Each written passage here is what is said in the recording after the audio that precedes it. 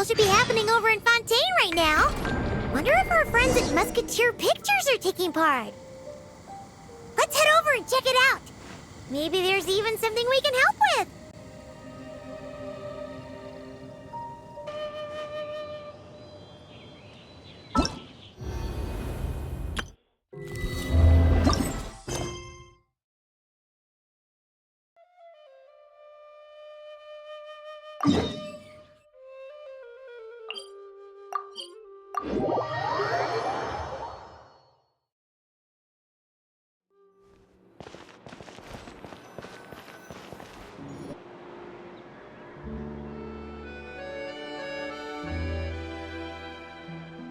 See?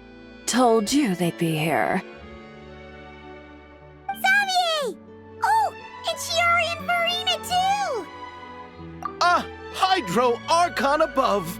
If it isn't my darling camera operator and clapper loader! A very happy Fontinalia festival to you as well!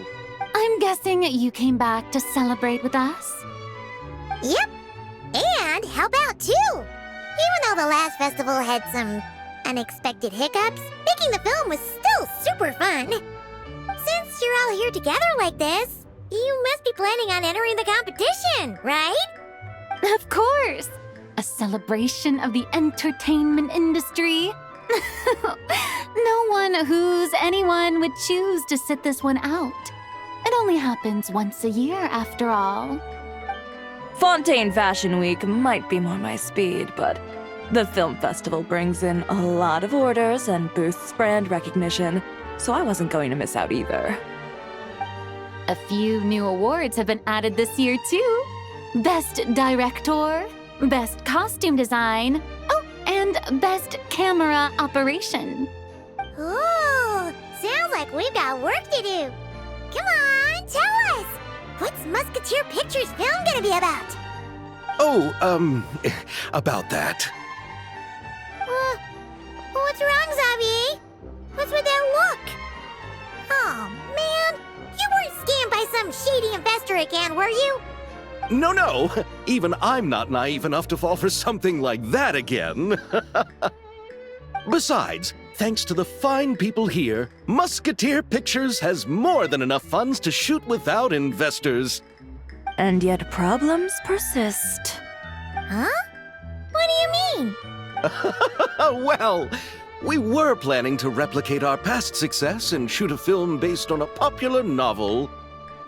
But as we were holding auditions for the female lead earlier today, a striking young mademoiselle wandered in by accident. Her disposition was simply ethereal, the look in her eyes somewhat melancholic. Oh, I wish you could have been there. The awe I felt can scarcely be put to words. You had to be there, friend. No matter where she stood, it was as if her surroundings, even the air itself, turned into the perfect shot. Guess you found your lead actress, then? No, quite the opposite. My script is entirely unworthy of her. I fear it is. Nevertheless, I couldn't help but approach the mademoiselle to ask about her background and what brought her to Fontaine. What did she say? Sadly, she said her best friend was gone. After returning to her own homeland not too long ago, she decided to visit where her friend was from to remember them better. Oh, no wonder she looked sad. Yes, but that's when it struck me. Why not cast her as the lead in a film centered around her search for this old friend? Huh? You're gonna rewrite the whole script? But is there even enough time? Isn't the prep work super complicated? We might not finish. Think about the difficulties we faced with the two Musketeers. We had to start from scratch back then, too. I'd say we're ahead of the game this time. Guess so, but... Don't worry, Paimon. Shiori and I have evaluated the proposal, and we support Xavier's decision. I won't really need to start on the costumes until the cast is finalized, so it's not too much extra work for me. Oh, fair mademoiselles. How can I ever thank you? Finishing the script would be a start. You know, compared to a commercial popcorn flick, I do prefer the idea of shooting a more artistic film. One that leaves a profound and lingering impact in the hearts of the audience. I agree. True trendsetters are the people who dare to go against the grain. Well, leave it to Director Farina to have a vision. Honestly, though, the artistic passion of everyone at Musketeer Pictures is inspiring. Anyway, now that we've heard so much about this lead actress, Paimon's gotta know who it is!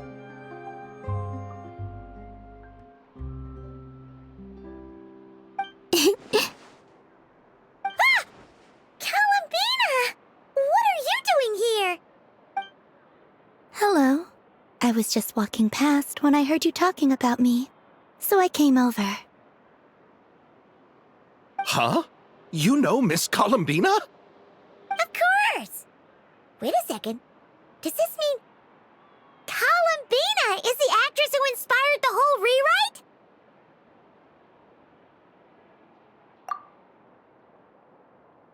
Yeah. Wait, so did you make the trip by yourself, Columbina? Yes. I mentioned how I wanted to visit other nations once things settled down in Nodcry, remember? So I went to the curatorium to ask Never for advice. She told me about the film festival in Fontaine and said it might be fun to visit.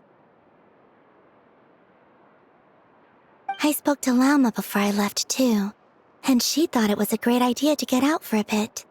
It's just, I received quite different travel advice from the two of them. Oh?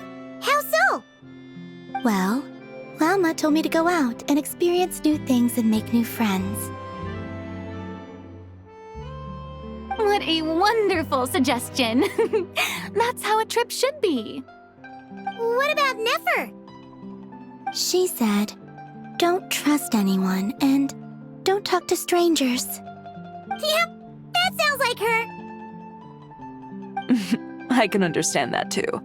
It shows this Nefer cares about you a great deal, Miss Columbina. Yes, so I plan on combining their advice. All I need to do is turn strangers into friends, and then I can talk to them. Huh.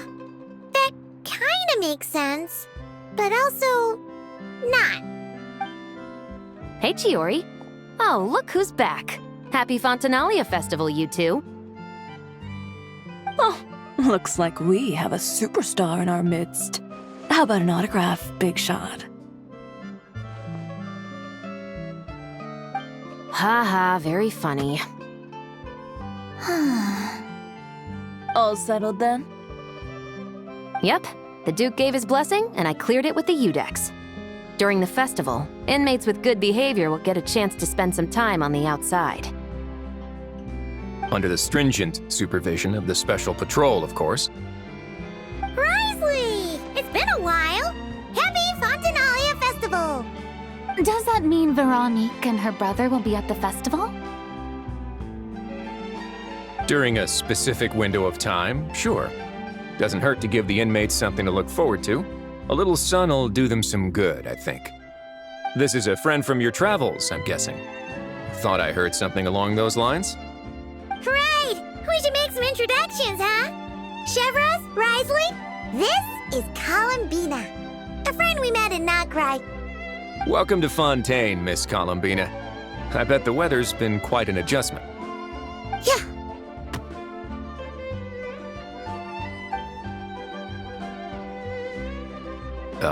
And not the good kind, I take it. No, I quite like it. It's a lot warmer than Nodcry. Then what was the punch for? Oh, should I not have done that? The flowers that bloom here are so vibrant, and the people are so kind. I just wanted to become friends as fast as possible. Ah, so that was meant as a gesture of friendship. Is that right, Miss Columbina? Mm-hmm. Isn't that what friends do? Right. Might have been a bit premature in this instance, though. Your friend here is quite the character.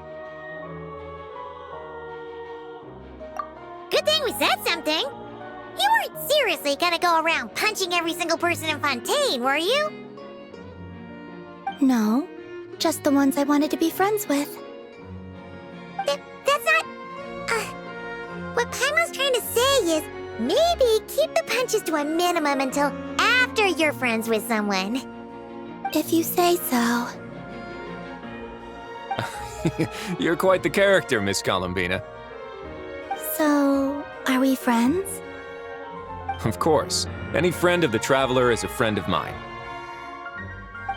Yeah. Oof.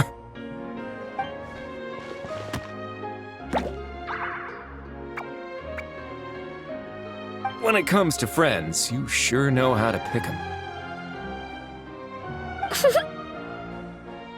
So Miss Columbina is the lead actress I've been hearing so much about. The whole thing about her aura is starting to make more sense. You gonna be part of the film this time too, Shivers? That was the plan. But now that Mr. Xavier has changed the direction, I don't think I'm in quite as many scenes. It's all for the best, though. A different crew asked me to help consult on some of their musket work. Oh, sounds like our trusty musketeer is as popular as ever. I'm just going where I'm needed. I'm more than willing to help with whatever this production needs as well. Ah, well, speaking of, would you happen to know if there are scenic locations around the court of Fontaine that other crews haven't booked? The festival's pretty popular this year, so there's not a lot left. You might just have to talk it over with the other productions and see if they'll let you squeeze in here and there. I see. Having trouble finding a filming location? Yes, we made a last-minute decision to go down a different route, so the indoor locations we reserved are no longer a good fit. And it looks like all of the best outdoor spots have been taken. You know, I might know a place. Good views, good atmosphere, and no production team has snatched it up. That sounds perfect! Where is it? You want me to reveal it just like that? Come on, let it be a surprise. As much as that sounds riveting, I think we should divide and conquer. You go do that, and Director Farina and I will take Miss Columbina around the city to discuss lighting and styling. Is that all right with you, Miss Columbina? Traveler? Yeah, everyone here is our friend. So don't worry about a thing and just focus on enjoying your trip. Okay. All right, then the Traveler and I will go check out this potential filming location. It might even give me some inspiration for the new script. I'll leave this to the Duke then. Until later, everyone. Maybe we'll run into each other on set. Okay then. Lead the way, Risley. Paimon's not built for suspense. Let's get this show on the road. Who said anything about roads? Huh?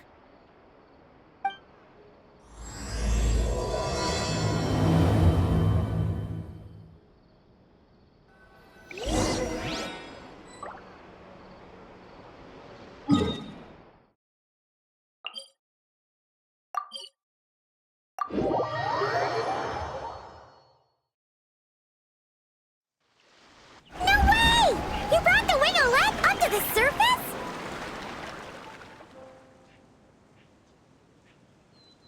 It'd make quite the grand backdrop for a film, don't you think?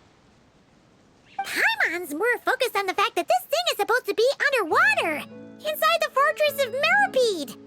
True. And keeping up with the maintenance on a vessel this big is a lot of work. It takes a crazy amount of manpower just to keep it up and running. Oh, Paimon kind of thought it just sat there until you needed it.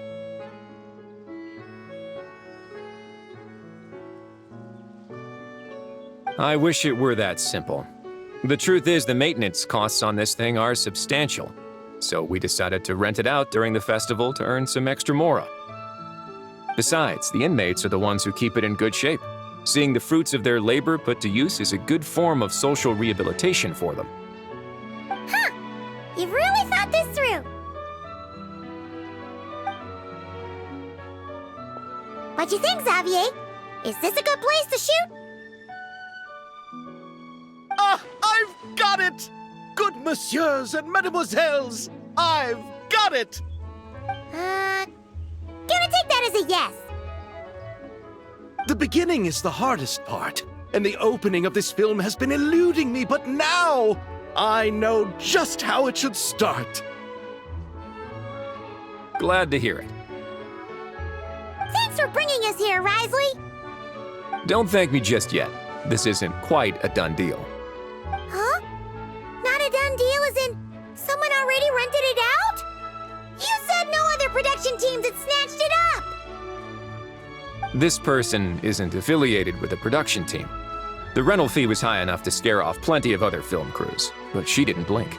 Made quite the generous offer, and didn't even attempt to haggle. Do you know what she plans to use it for? I'd like to at least have a rough idea before going in to negotiate. I didn't ask for the details, but I did see what looked like a fishing permit and a business license on her desk. My guess is she's planning on using it for some kind of restaurant or aquarium. A floating restaurant is sure to attract people, but an aquarium sounds cool too. The views from the ship make it a great spot for a date. The winglet might not be under my command right now, but it's always nice to see her admired. A film is sure to drum up some good publicity as well. I do hope we can work something out with the current captain. Well, guess we should head over and talk things out then. Best of luck.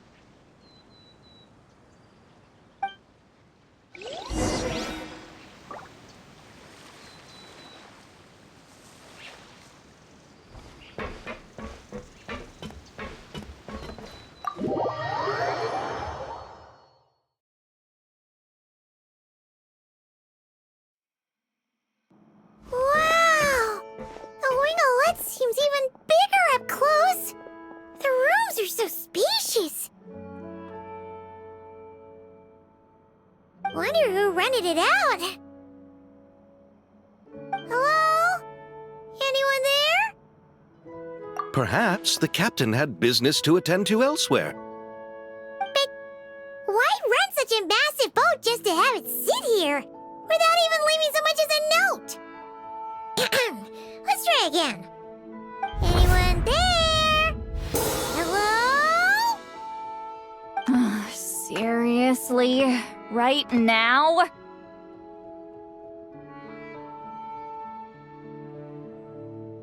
What is it gonna take to get some decent sleep around here? Is a nap too much to ask for? Sorry, the aquarium's closed for the... Huh? See Lolly? Traveler! Paimon! Hold on.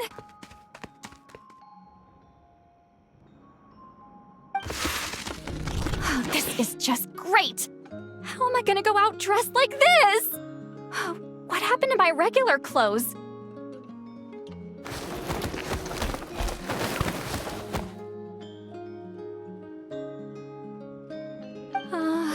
The wash! I put them in the wash after I drank too much and fell into the fountain.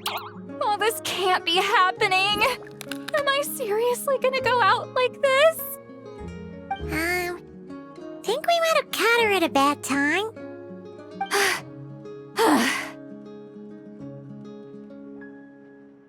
See Lolly?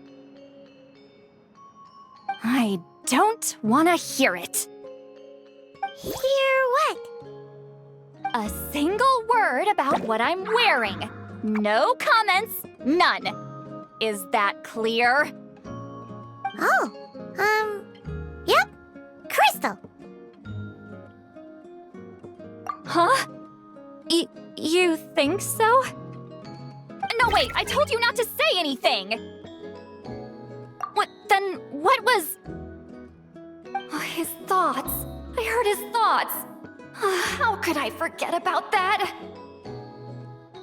Oh, this is so embarrassing. I seemed a little too pleased to get that compliment, didn't I? Wait, the mind reading went both ways. Does that mean the traveler's hearing all this too? Oh, you clearly did! Huh? What did we do? Paimon's not following. Nothing. It's nothing. Let's just move on. Did you need something? You're not here alone, I see. Hello, I'm Xavier, a film director and producer from Fontaine. I meant to introduce myself sooner, I just didn't want to, interrupt. No wonder we ran into each other in Fontaine of all places. You must also be in town for the festival then. That's right. We're helping Xavier with his film. In fact, we were hoping to shoot some scenes on this boat. You're the one who rented it out, right, Seed Lolly? Me? Rent a boat? I wish I had that kind of spare cash floating around. Not to mention the spare time. Don't get the wrong idea, though. I'm not here to sail off into the sunset and live out some cushy retirement life, okay? I'm not that old. Then why you dress like... how did you end up staying aboard the Winglet? Well, I heard one of my favorite light novels was getting turned into a film, so I came to Fontaine to catch the premiere. Originally, I booked a room near the Opera Epiclese, but I'm quite particular about where I sleep these days. I think it's an age thing. And that bed? I just couldn't sleep in it. I tried to find a different hotel, but with the festival, everything was completely booked. Just as I was worried I'd have to sleep under a bridge or something, I happened to spot a help wanted sign on the side of the road. Oh, so you're here to take care of the boat? No, I was hired to man the front desk. The pay is a bit low, but food and drinks are covered. And it includes room and board during the festival. Plus, the job is simple. So I thought I'd give it a shot. Wow. They actually thought you'd be a good fit, huh? What? You don't think I'm cut out for it? All I have to do is tell people the aquarium isn't open yet. Other than that, I'm free to do whatever I want. It's a pretty sweet gig. That's all? Yeah, I was also kinda shocked. But it's not a lie. Head downstairs and see for yourselves. There's nothing but empty tanks. Not a marine animal in sight. Did your boss mention anything about being open to film crews using this space? Our production was hoping to film on the deck for a few scenes.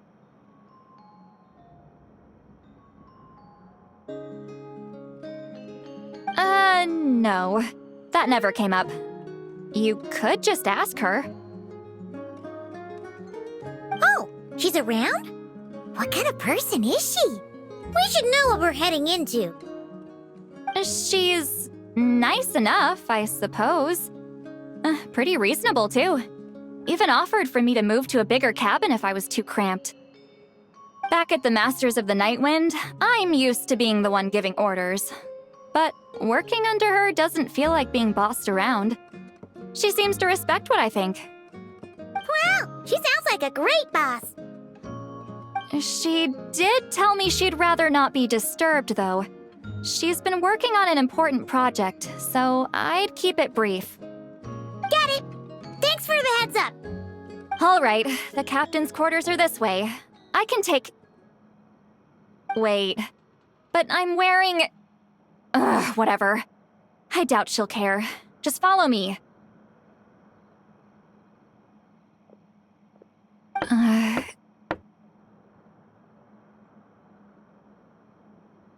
Miss Guillotin? These visitors were hoping to ask you about something.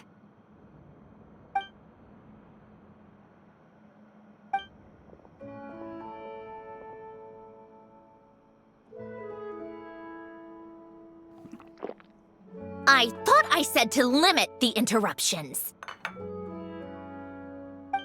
Just tell them the aquarium is still...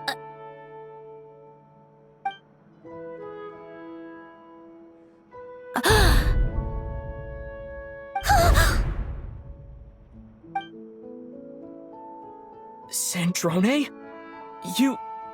You're here! Huh? You know each other? Are you okay, Sandrone? Do you still remember us? Everyone was so upset after what happened. We all missed you so much. Miss Seat Lolly, why don't you escort this gentleman to the reception area for a cup of tea? I have something to discuss with these two in private. Ah, I see. Right this way, Mr. Xavier.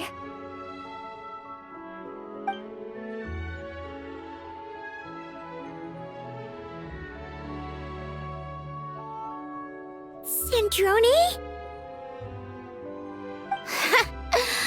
I really can't go anywhere without running into you two, can I? Are you okay? During the battle, your core... It was... Destroyed by that bastard Dottore. That's right. But as you can see, I'm fine now. No major issues. Or at least, there shouldn't be. Oh, what a relief! Oh, why didn't you tell us sooner? Or come back to see your friends? Now that I have the chance, I just want to say...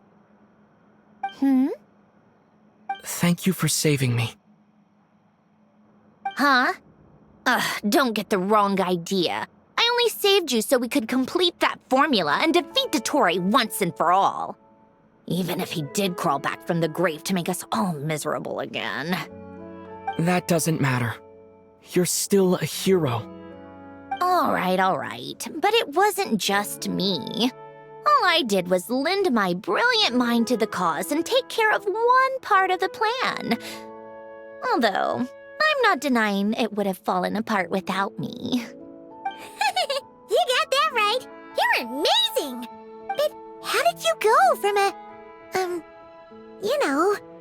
From a lifeless pile of scrap to looking like this? Well, my mom was trying to put it a bit more gently, but yeah. Where do I even start?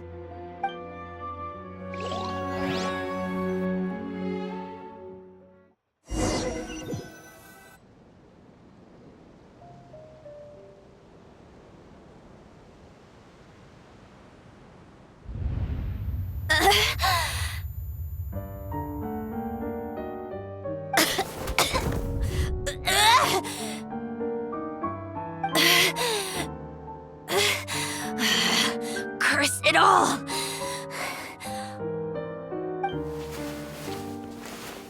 Where am I? Did we do it? How much time has passed? I'm not in one of that lunatic's experimental labs, am I? Wait, Fontanian decor. Books from the Research Institute. Phew. One thing at a time. Initiate self-diagnostics. Assess the extent of the damage. Cut power to compromised, non-essential components. Then reconstruct available action modules. Severe damage to the core. Dottore, you bastard. Polonia?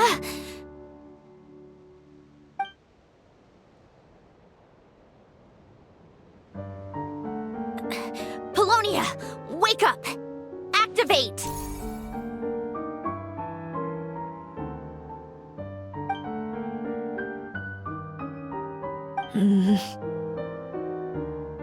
You're in even worse shape than me. Internal gears and energy circuits are barely intact. Extreme damage to the core, just like me. Rebooting is off the table. Even if I could repair the damage, I don't know if... You used up all your critical energy in those final moments, didn't you? To protect the core of that guy in the hat and the numerological array. Wait, the array. Yes! The prototype is still here. But can I even run it in this state? Whatever. I have to try. I just need to confirm one thing. Activate the numerological array. Connect the computing core to my body. Just like I thought. It needs too much computing power.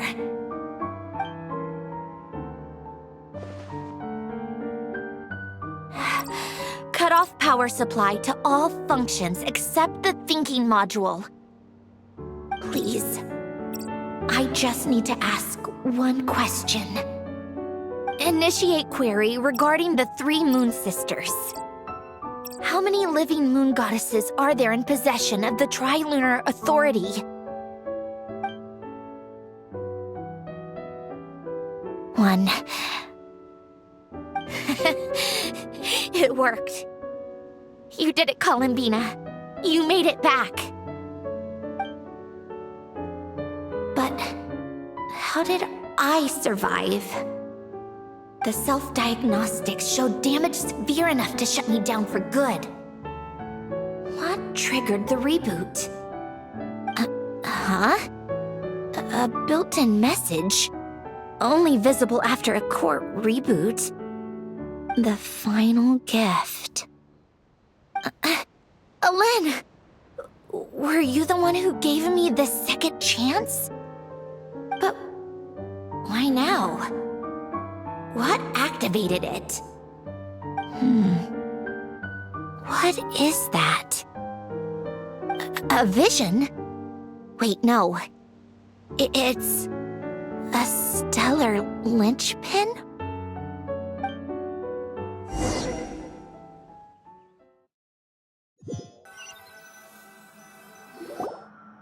A stellar linchpin? What's that? You can think of it as a rare kind of vision.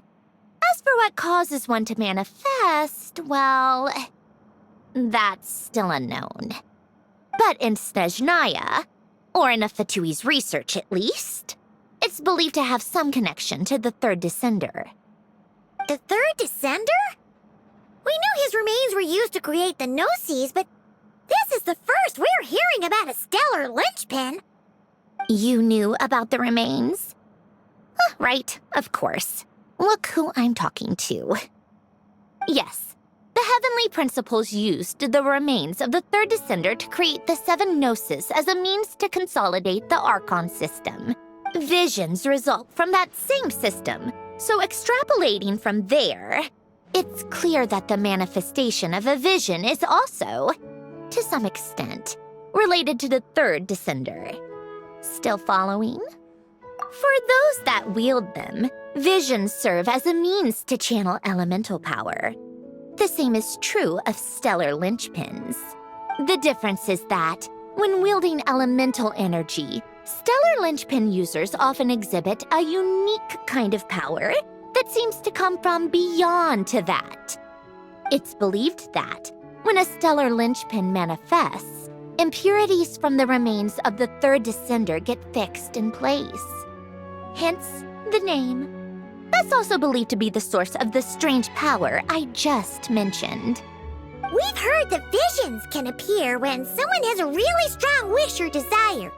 Stellar linchpins sound kind of similar, so does that mean... Huh? Oh, don't look at me like that. I've never had any grand wishes or aspirations. Just a list of things that drive me up the wall. So if you're asking why this thing appeared, I have no clue. All I know is that without it, the gift Alen left me, this built-in second chance, never would have triggered. The damage to my core was too severe. But thanks to the stellar linchpin's manifestation, it did trigger. And after my core rebooted, I was able to repair the damage to my body. I also managed to import the numerological array, along with some of Polonia's surviving algorithms into this form.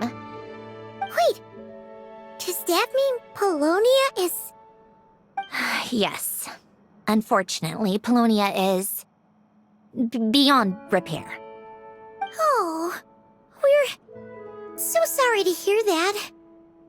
But you also mentioned something about a final gift? Yes. Alen often spoke to me about wishes and desires when he was alive. I suppose he thought there might come a day when I wished for something, and was willing to sacrifice my own life to fulfill it. So he left me a chance to start over. No, never. Alen once said I was his proudest masterpiece. That might sound boastful coming from me, but it's also an undeniable fact.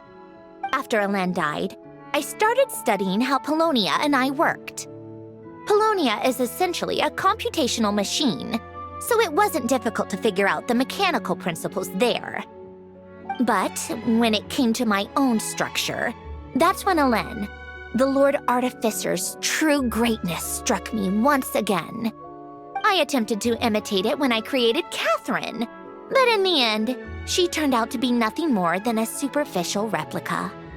What?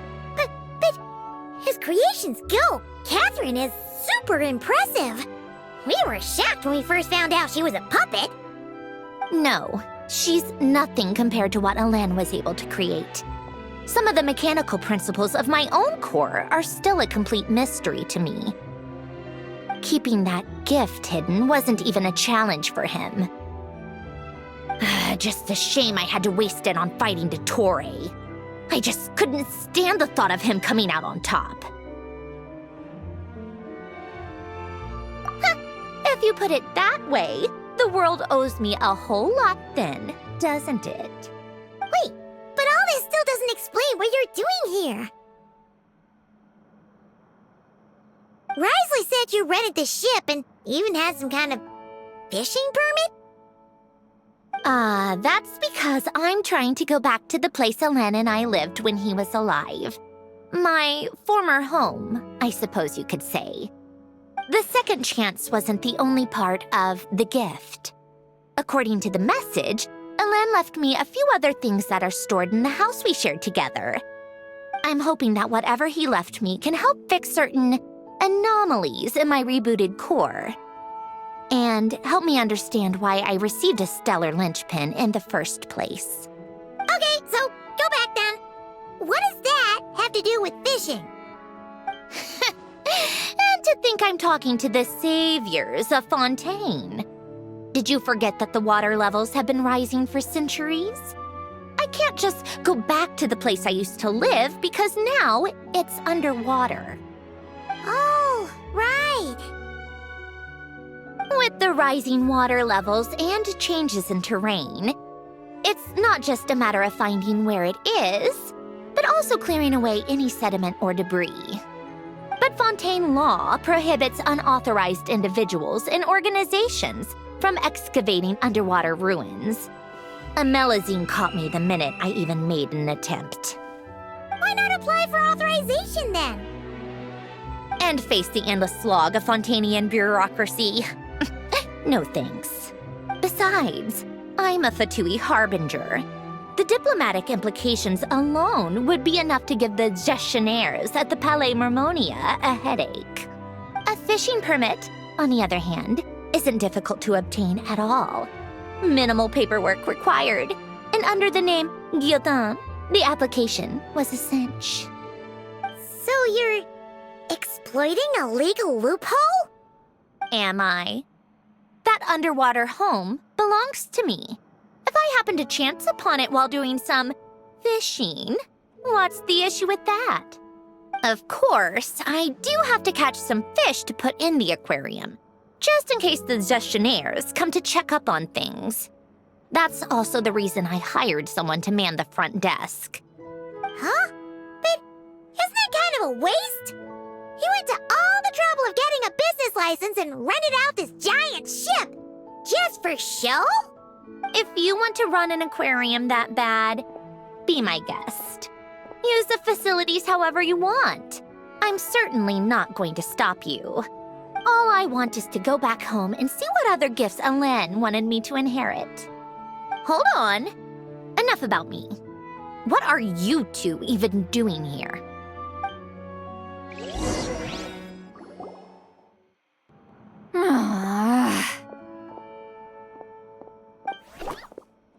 Seriously? They've been in there forever. The reaction when they saw each other was strange, to say the least. They're lucky I was nice enough to leave the room and give them some space. Back in the Masters of the Nightwind, I'm the one who gets to kick people out. I just want to know what they're talking about. Should I cast a little eavesdropping spell? Oh no, what am I thinking? I'm Granny Eastley, the great shaman of the Masters of the Nightwind. I can't do something like that.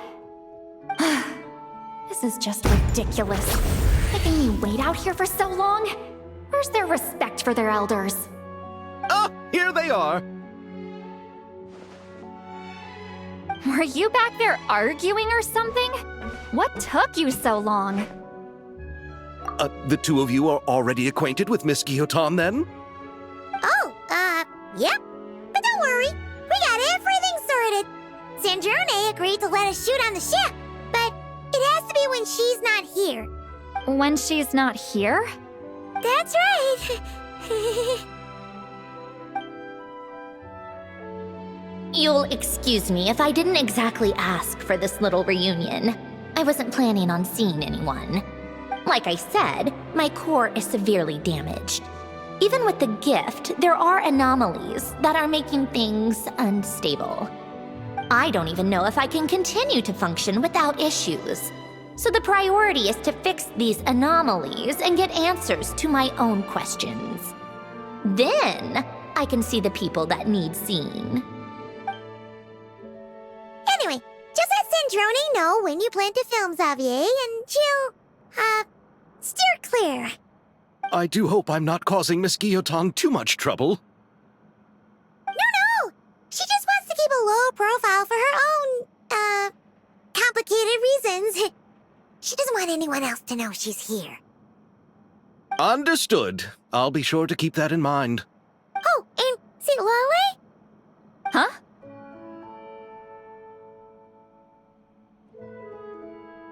You mean Miss Guillotin?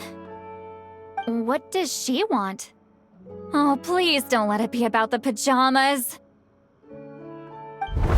What? The 7th of the Fatui Harbingers? Why are you telling me all this? I asked the Traveler about you, and I've decided it's best to be open in this instance. I can understand if you would rather not work for a Harbinger. Regardless, the room on the ship is yours to keep. You're an acquaintance of the Traveler, and I plan to honor that. Wait, she's actually nice? It's not a problem. The captain also worked for the Fatui, and he helped Natlan a great deal. We know that there are good people among your ranks. Besides, I've been around long enough to know what it means to earn one's keep. This isn't Natlan, and I don't expect special treatment. Besides, sitting at a desk isn't exactly backbreaking work. I appreciate that perspective, great shaman. Seat Lolly. Just call me Seat Lolly. That title makes me sound so... old. Well, Seat Lolly, the Traveler and I are looking for something, so we'll be heading underwater together soon. I'll leave the ship in your care while we're gone. Together? How often?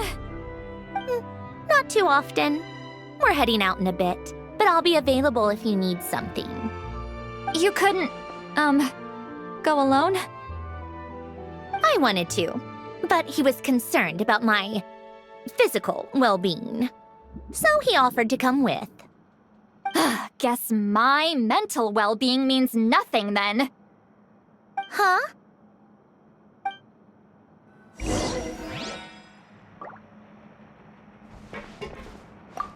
Just be be quick about the whole thing, okay?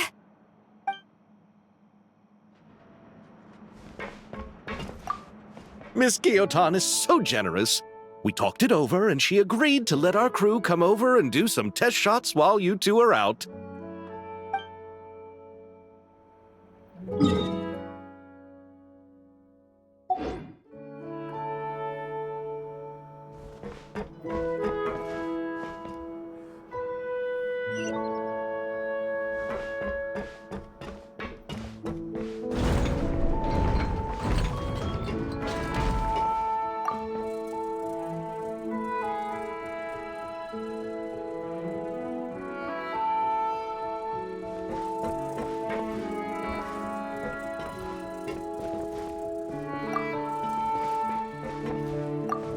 All right.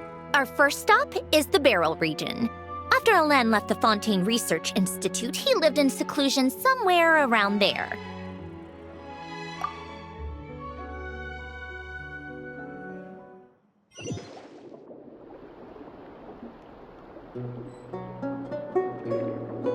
Huh.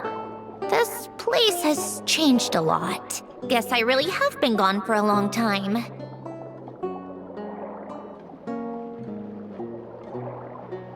Let's look around and see what we can learn.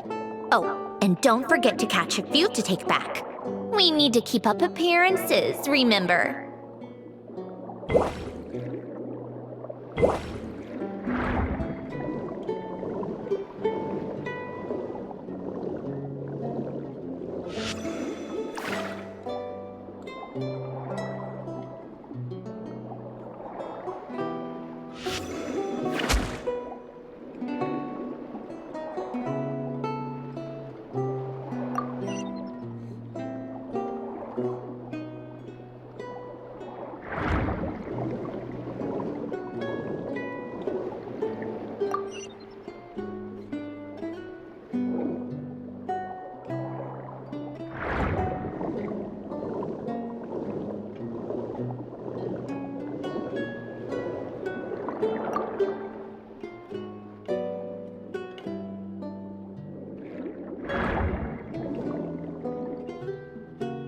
Poisson isn't too far from here, right? It's all a bit nostalgic, I guess. Back when I lived here, all this was still above water. All right, I have a general understanding of the terrain changes and sediment accumulation. We can stop here for now.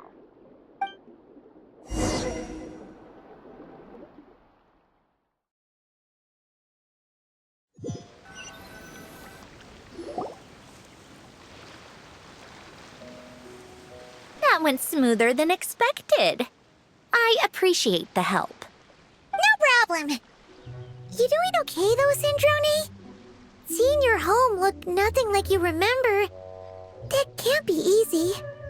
I'm fine. Times change. People change. That's the one thing you can actually count on. I made peace with that a long time ago. You should head back and put them in the aquarium tanks. We finished ahead of schedule, so your crew is probably still on the ship. I'll follow in a bit. Right. Xavier said he was gonna test out a couple of shots. I'm sure. I want to take another look around on my own. Okay then. Want us to let you know when the filming is done? No need. Columbina relies on Kuvaki to perceive her surroundings. In Nodcry, her senses are heightened because Kuvaki is everywhere. But here, as long as she doesn't activate her abilities, her range of perception should be equivalent to an average person's line of sight. I figured that out back in Snezhnaya. That's oddly specific. I have hiding from her down to a science. So, what? Things might be a bit different now that she's merged with the Moon Sisters, but I doubt there's been a drastic change. The point is, you two can head back. Don't worry about me. Okay, if you say so. Come find us on the ship if you need anything.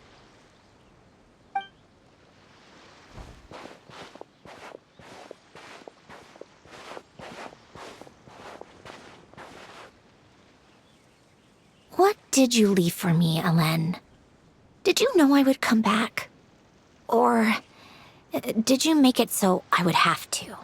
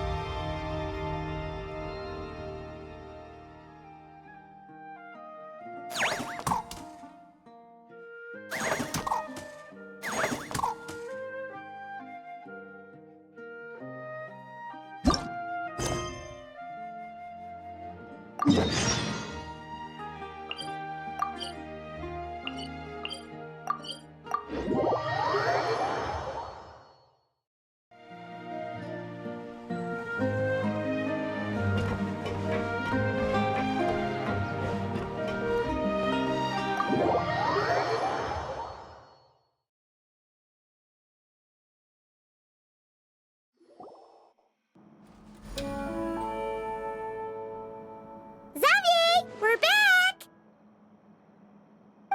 Shh! Quiet on set! They're filming over there. Oops, sorry.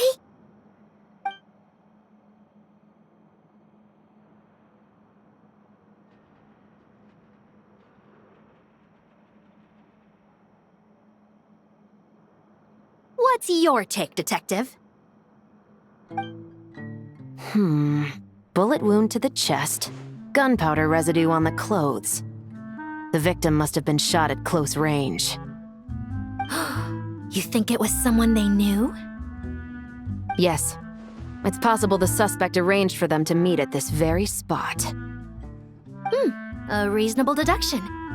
But you're overlooking a crucial clue. What? The victim's pocket watch is missing. And cut! I think we got it! Good work, everyone! Phew, finally. Acting was nerve-wracking for me when I first tried it too. Just loosen up, and you'll get used to it in no time. Severus! Charlotte!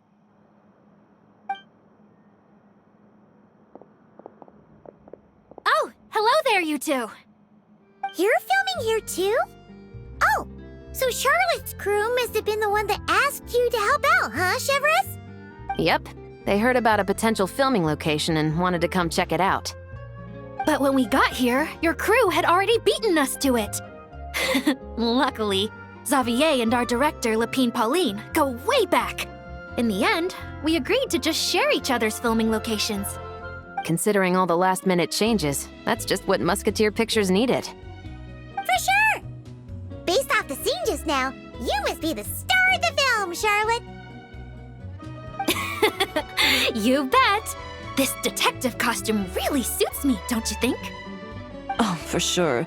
You're already right at home lurking in the shadows taking pictures of this and that. Add a notepad and you're practically method. Thanks, Miss Chiori. I appreciate the compliment. That didn't sound much like a compliment to Paimon. So this is a film set? It looks like a very happy place. This must all be quite new to you, Miss Columbina. Yes. I watched a few films with a friend once, but she thought there was no point if I wouldn't open my eyes. So she stopped inviting me. Looks like I missed out on a lot. True, but being an actor seems like a tough job.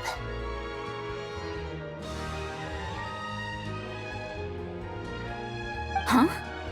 Most people would swap lives with an actor in a heartbeat. The lifestyle is so glamorous, and the pay is more than generous. But they have to act out lives that aren't their own, with the whole world watching on in judgment. If they don't do it justice, it must feel like they're letting people down. That's exactly how it feels. This young lady has quite the unique perspective. Well, that's true. But these actors are here because they want to be and they think it's fun. Most of them, at least. Not to mention, the film we're shooting is based entirely on you, Miss Columbina. You just need to be true to yourself. I don't have to pretend to be someone I'm not? Not at all. Authenticity is what we're after. For example, this first scene opens with you on the boat, sailing to your friend's homeland. You just need to think about that moment in the story and picture how you would feel. Oh, okay. We're all here? Wonderful! Let's head to the deck and get shooting. Oh, and this is for you, dear Paimon, your clapperboard. Whoa! Is this the same one Paimon used for the Two Musketeers? The very same. I saved it just for you. Thanks, Xavier! Feels like being reunited with an old friend. Of course! That said, I have a different job in mind for you this time, Traveler. Our film is focusing on a single protagonist, so conveying the subtle changes in her state of mind is of the utmost importance. In addition to the actor's own performance, another way we can convey that is through lighting. Huh? But there's already a lighting specialist, isn't there? Yes, but it's clear the Traveler and Miss Columbina share a deep bond. You might have a better chance of understanding her frame of mind in certain scenes. Oh, that makes sense. So, what do you say? Willing to take on the role of lighting specialist? It's settled! I leave the job of translating our leading lady's inner thoughts in your capable hands.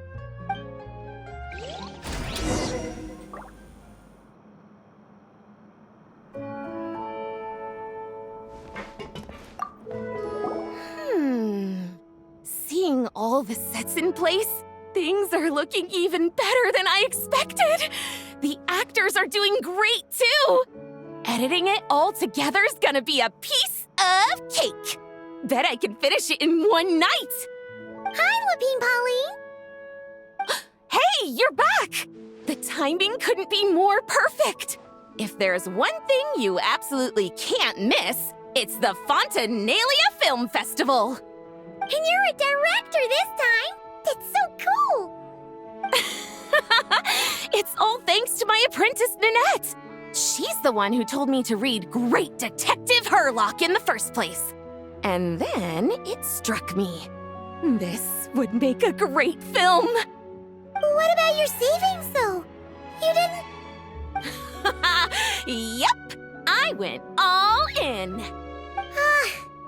Paimon was worried you'd say that. Oh, relax. It's different this time. I met director Xavier back during my camera outsourcing days, so I got to know the industry a bit. I know exactly what our film needs and what the fans want to see. So be sure to check it out. I'm confident we've got a winner on our hands. Sounds like it. But we've got some filming chops ourselves. It's definitely still anyone's game. Then may the best film win.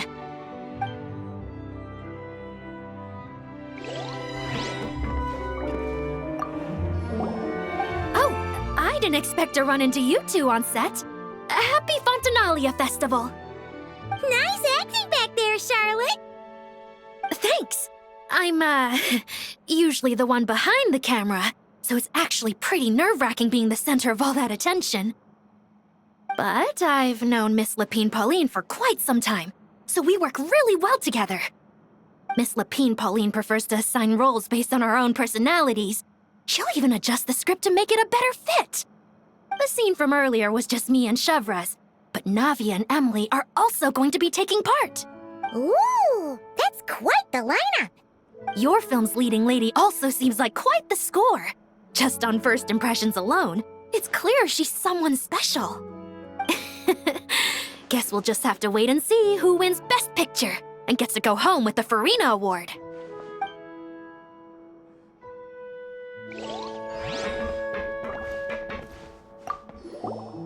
Oh, I didn't expect a... Nice acting back. Thanks. But I've... Miss Lapine Pauline, the scene from earlier. Ooh, Your film's leading.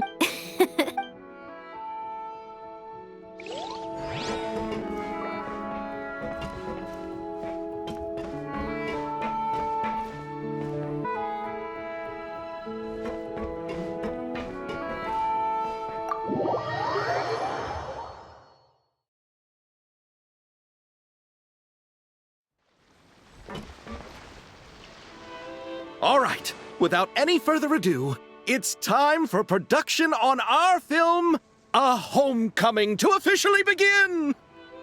Turning it over to you once again, Director Farina. All right. Positions, everyone. Camera operator, clapper loader, get set up. Let me know when lighting is good to go.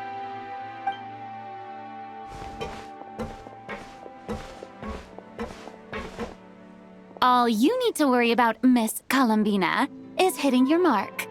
Other than that, just focus on immersing yourself in the emotions of the moment. Okay. Good. Lighting, are we ready?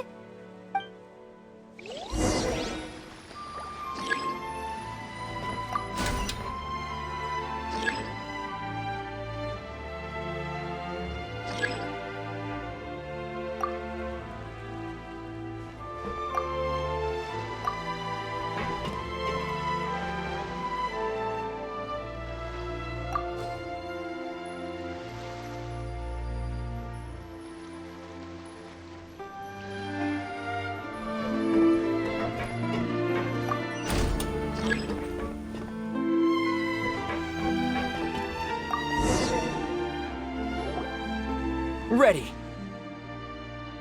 All right, quiet on set. 3, 2, 1, action!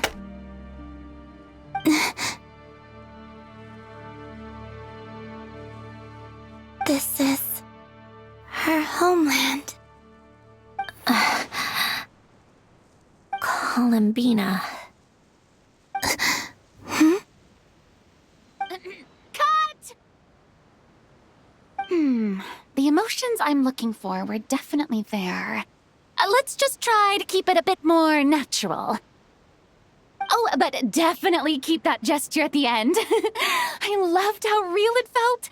You looked genuinely moved. All right, if you're ready, let's go for another take. Miss Columbina? That presence. It kind of felt like... Sandrone?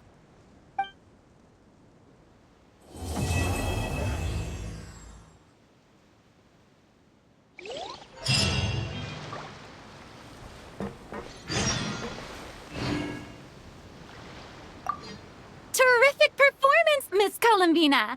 Truly excellent work. Thank you, Director Farina. You really don't mind me not taking off my eye mask? Not at all. Xavier and I already talked it over. The character is based on you, so there's no need to change what you're accustomed to doing. Besides, the mask could become one of the defining traits of our film's leading lady.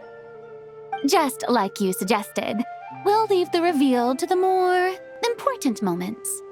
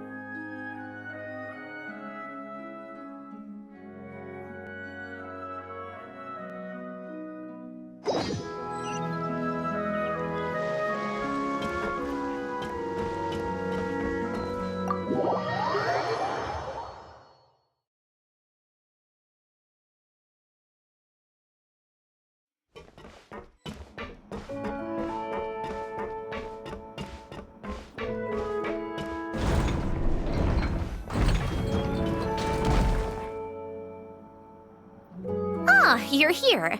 We should get going then. Xavier and the others should be filming soon. How's it going? Have you managed to figure out the location of your home yet? I've narrowed down a few potential locations. We just need to take a sample from each one. Once the equipment analyzes them, we should know the exact location and where to find the entrance. Great! We should get started then.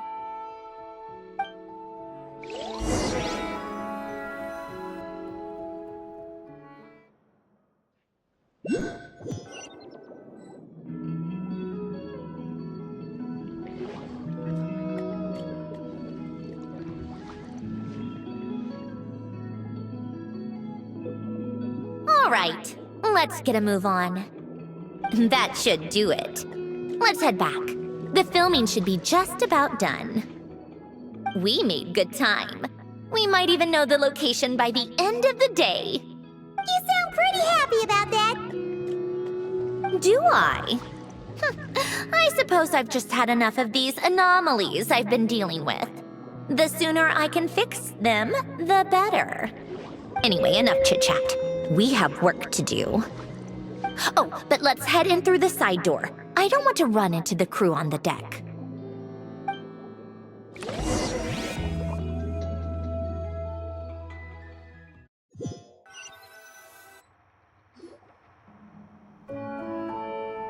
All right, now we just need to wait for the results. Since we have some time to kill, I suppose I might as well see how this aquarium of yours is coming along. You seemed quite enthusiastic about it, after all. It's really coming together.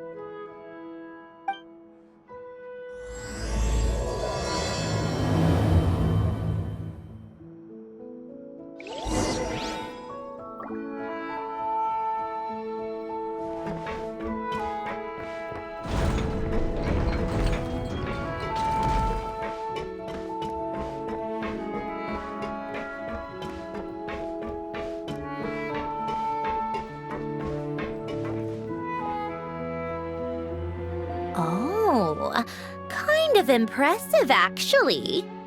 These must be the ones we caught the first time we went underwater. Like it? It's fine, I guess. Nothing special. Come on! It sounded like you really liked it just now. You're that proud of it? Is this a sense of accomplishment or something? Well, yeah. And it's pretty. You know it's gonna be gone soon, though, right? What do you mean? After the festival, this ship will be returned to the fortress of Meropede, and this aquarium will be no more. So? So, no matter how much work you put into this place, once the festival is over, it's all just going to disappear. But not making the most of it when we have the chance is an even bigger waste. But if you know it's all going to be gone one day, why even bother? Well, because... Because you still get to keep the things you gain along the way. And those are things that can never be replaced. Doesn't that make losing them even harder? Well, if you put it like that. But the happy memories we make along the way last forever. You just have to take a more glass-half-full perspective. Not to mention, everything we do here is going to be on film, so it'll still live on in some shape or form. And when you look back on it, only happy memories will come to mind? Exactly! So it's about finding joy in the process itself. Traveler! You're back already? What's wrong with that? You say that like it's terrible news or something. How did you get here? I didn't see you on the deck. Oh, never mind. We need to help Miss Guillotin hide ASAP. The crew is heading over here to shoot any second. What? They should be done by now. There was a mishap earlier that cost them some time. I was waiting on deck so I could warn you the minute you showed up. Anyway, you should head back to the captain's cabin right away. They're gonna be here any minute now. Ugh, finally! That's a wrap for the scenes on the deck. Wouldn't have taken half as long if the wind hadn't snapped our equipment in two. Uh-oh! Too late! Change of plans then.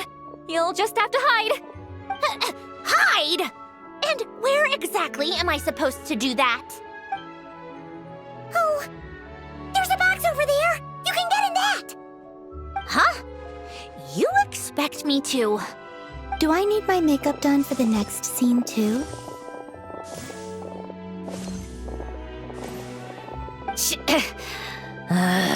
For the love of... Let me see. Maybe just a quick touch-up. Huh? Traveler in Paimon? What are you doing here? I thought you took the day off to take care of something. Huh? Oh, well, it didn't take as long as we were expecting, so we came back early. What about you guys? You're still not done shooting for the day? No, we ran into an issue that, set us back. It meant Miss Charlotte's crew wasn't able to wrap either. We both still have scenes to shoot in this aquarium. Oh, that's not ideal. For several reasons. Let us help then. The sooner we wrap, the sooner everyone can get some rest. All right. Thanks, you two. Miss Charlotte's crew can go first then. If I'm not mistaken, you still have a night shoot later. Thanks, Director Farina! Of course. Fellow artists should help each other out where we can. Agreed. Well then, camera, lights, get set up. Actors, give your lines a quick once-over. Let's try to get this in one take.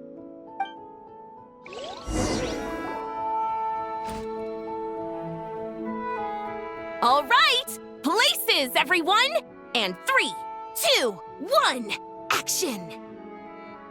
So, the story ends like this.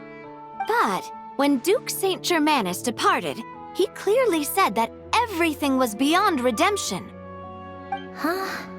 That sounds familiar.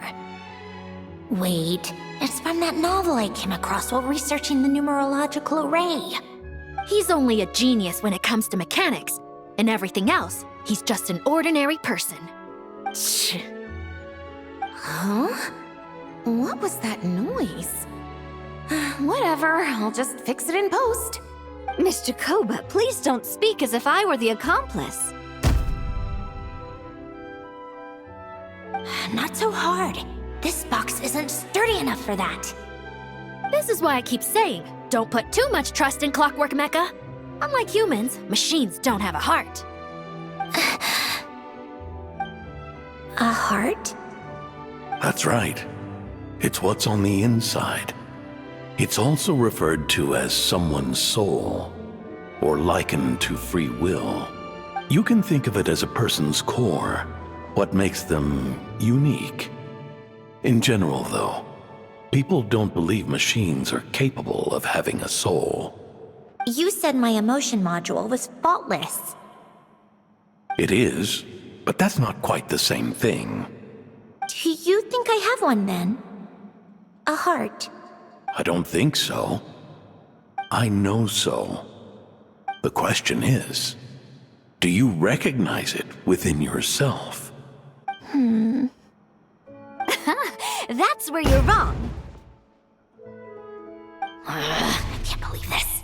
Forcing me to hide in a box and listen to this drivel. Me. In the end, clocks tick through tranquil years. Fish swim in crystalline springs. No matter how grand a dream is, it will fade away like this. Forlorn, wordless, silent. And cut. That was a long one. What did you think? If she makes them do another take, I'm going to flip her lid. And not just the one to this box. Oh, there were some weird audio things going on, but acting-wise, it was great. It's a keeper. Perfect. That means I can get out of this box. It's our turn. Camera operator, set up for the next scene.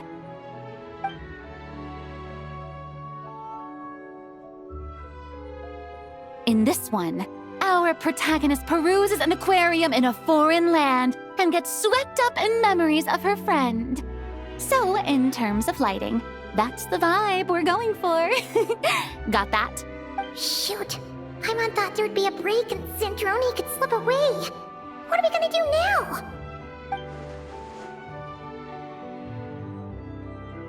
Break a leg! Yep, we're headed off to shoot our next scene.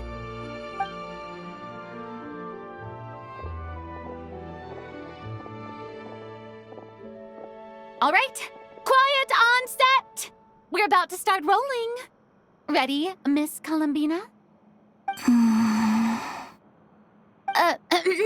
Miss Columbina? I think she would like this. Quick, we should roll on this. It doesn't forage with the others, or prey upon its smaller kin. Instead, it remains where it is, cradled in the coral's quiet beauty, as though the raging cyclones above are of no consequence. And yet, she still stood before the cyclone in the end. So I think that story has it wrong. She is no different than us. She has a heart. Columbina.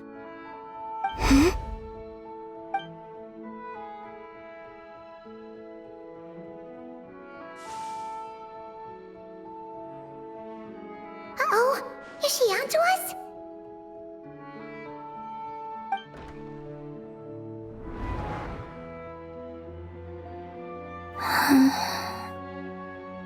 What is she doing? Cut! You okay, Columbina?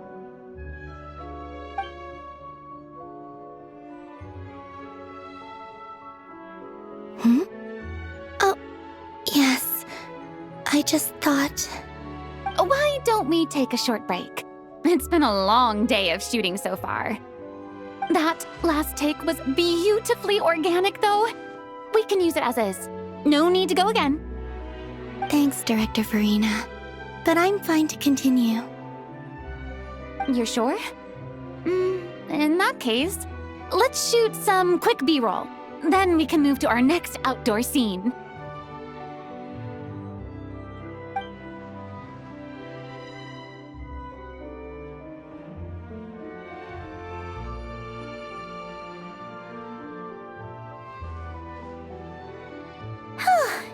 We're in the clear this time.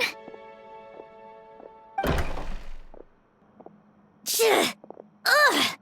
Absolutely suffocating. You okay, Zandroni? Right as rain. Come on, let's go check the test results. It's time for me to go home.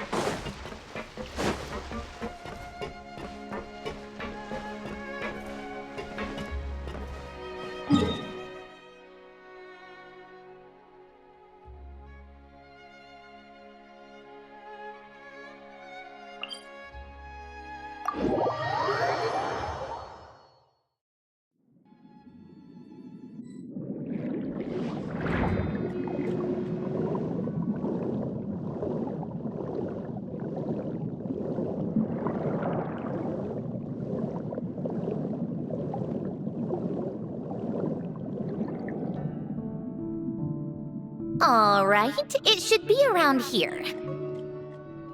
Give me some space. I'll activate the water insulating mechanism.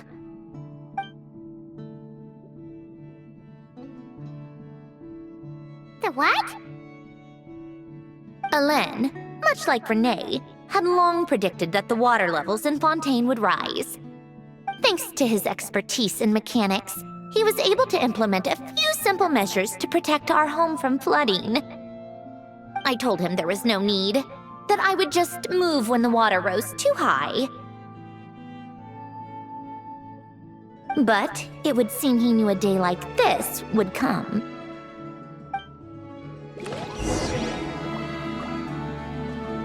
The silt has been cleared away.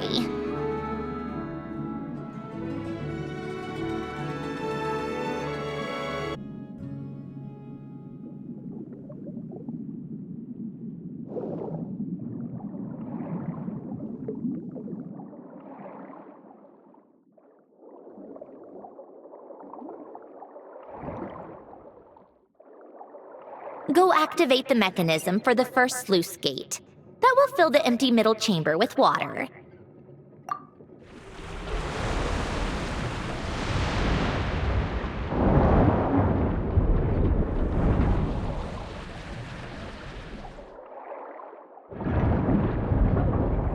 All right, now turn on the drainage mechanism in front of the second sluice gate, and this chamber will become empty once again.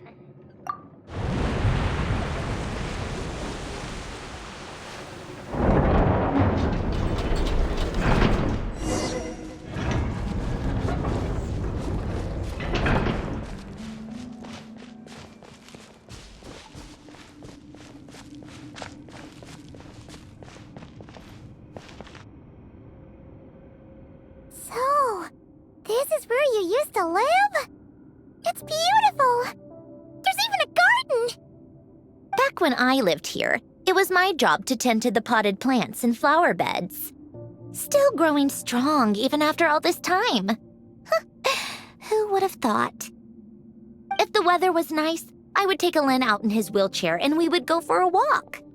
Before long, we started bringing Polonia along too. Come to think of it, I was the only one who could get around easily back then. Polonia always got stuck at some point, and it was up to me to launch a rescue mission. Happy? I suppose they were. Uneventful, but pleasant. Repetitive, but peaceful. It was like living in a world where time didn't exist. Of course, that was all just an illusion. Death still awaits all of us at the end. Oh. All right, enough standing around. Let's head inside.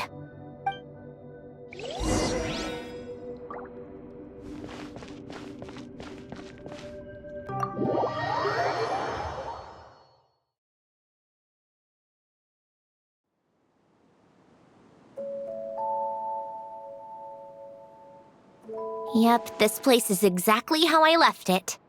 Nothing has changed. What is it? Huh? How did you get... Oh, Arlecchino gave it to you, didn't she? And you... read the whole thing. Just so you know, a lot of that was written a long time ago. At that very desk, to be exact. Anyway, since you've already read it, you should just hold on to it. I can always start a new one. Well, feel free to look around. I'm going to start looking for the gift Alain mentioned. Oh, but be careful with the stuff around here. I'm not saying you can't touch anything. Just try not to choke on the dust.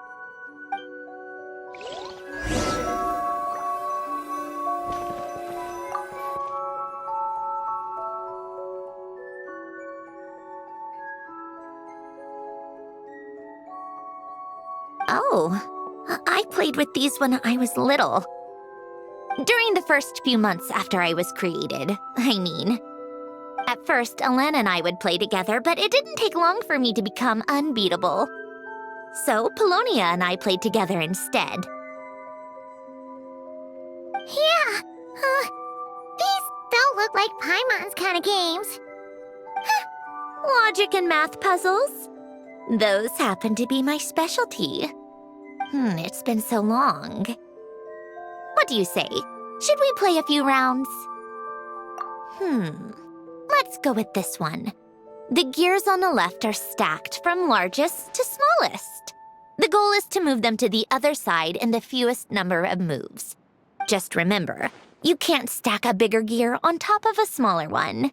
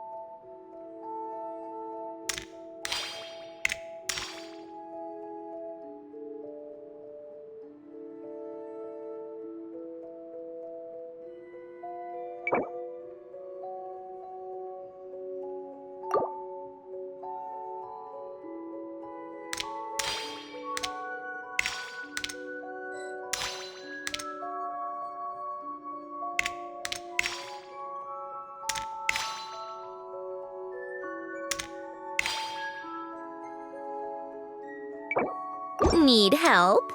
You seem stuck. This should go here, then this here, and done. Well, what did you think of the game? Well, these kinds of puzzles aren't for everyone. I suppose my upbringing wasn't exactly conventional in that sense.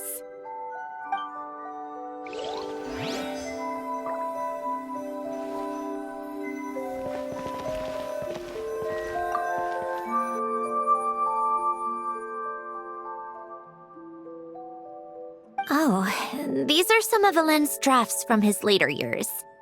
Just casual doodles, really. And these are just some unimportant letters. I couldn't be bothered to sort through them before I left.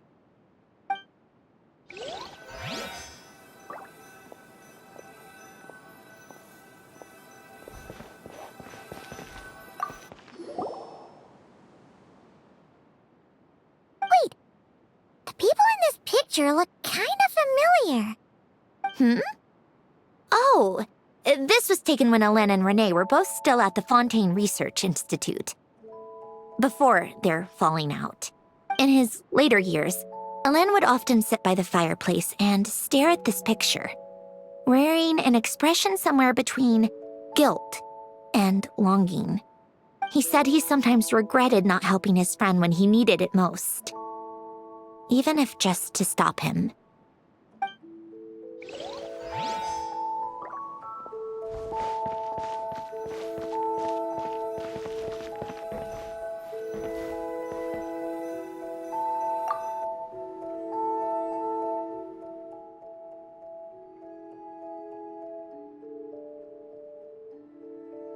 This was Alain's workbench. Later on, of course, it became mine. It's where both Polonia and I were brought to life. Before Alain was bedbound, this is where he would teach me about mechanics. I would sit and listen, chiming in with questions here and there. Later on, when he got too sick, I took over and would work on Polonia here.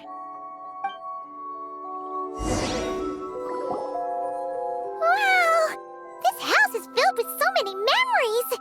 It's so cozy and charming! You should have seen it in its prime, when people actually lived here. A lit fireplace, a steaming cup of coffee, That's the real deal. You know, we also used to have a mechanical piano that Alen built. Ooh, how chic! Alen never played it much. He probably wasn't able to at that point. But I managed to teach myself. Music theory is essentially math after all. Once you learn the patterns, it's not really that difficult. I loved perusing Alen's collection of classical music. The chords and harmonies felt like individual mathematical puzzles. It was fascinating. So I did some composing as well. But as Alen continued to deteriorate, even the sound of music began to grate on his nerves. So I got rid of the piano. Aww. Back then, I assumed a piano was like an ordinary clothing rack, commonplace in every home and easily replaceable. It was only after I left that I realized how hard a good piano is to find. Enough about that. Alen's gift should be just in here. The only things undisturbed before I left were a few of his personal belongings.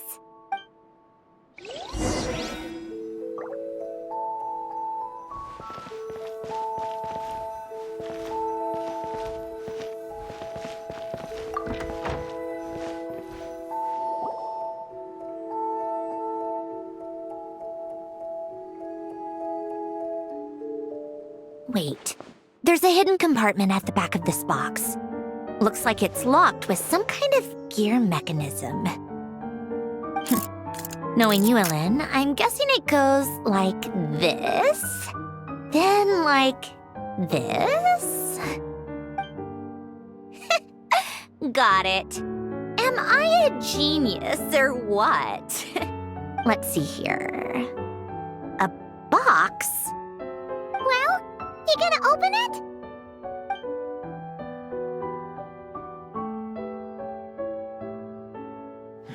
It's heavier than I was expecting. Just how much stuff is in here?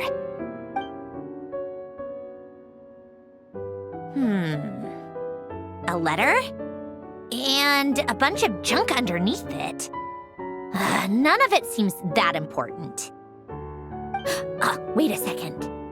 This should be it. A cube? It's a multidimensional algorithmic core. Alen would use it to store information. Only Polonia and I have access. All right, I'll start looking into the core and the letter. Feel free to go through the rest of the stuff and see if there's anything useful.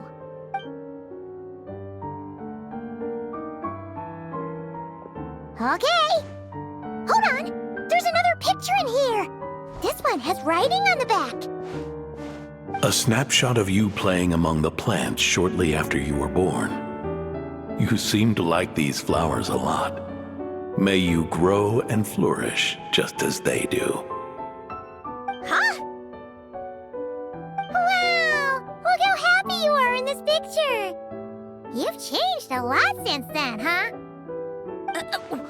What's that supposed to mean? Just that you come off kind of aggressive sometimes. Or, annoyed at everyone around you. Well then, people should stop being so annoying. It's not like I'm the one with the problem. Of course not. Oh, here's something else. Looks like a piece of paper torn out from somewhere. Today, I solved another math puzzle and made a breakthrough on a construction problem the Institute has been stuck on for years.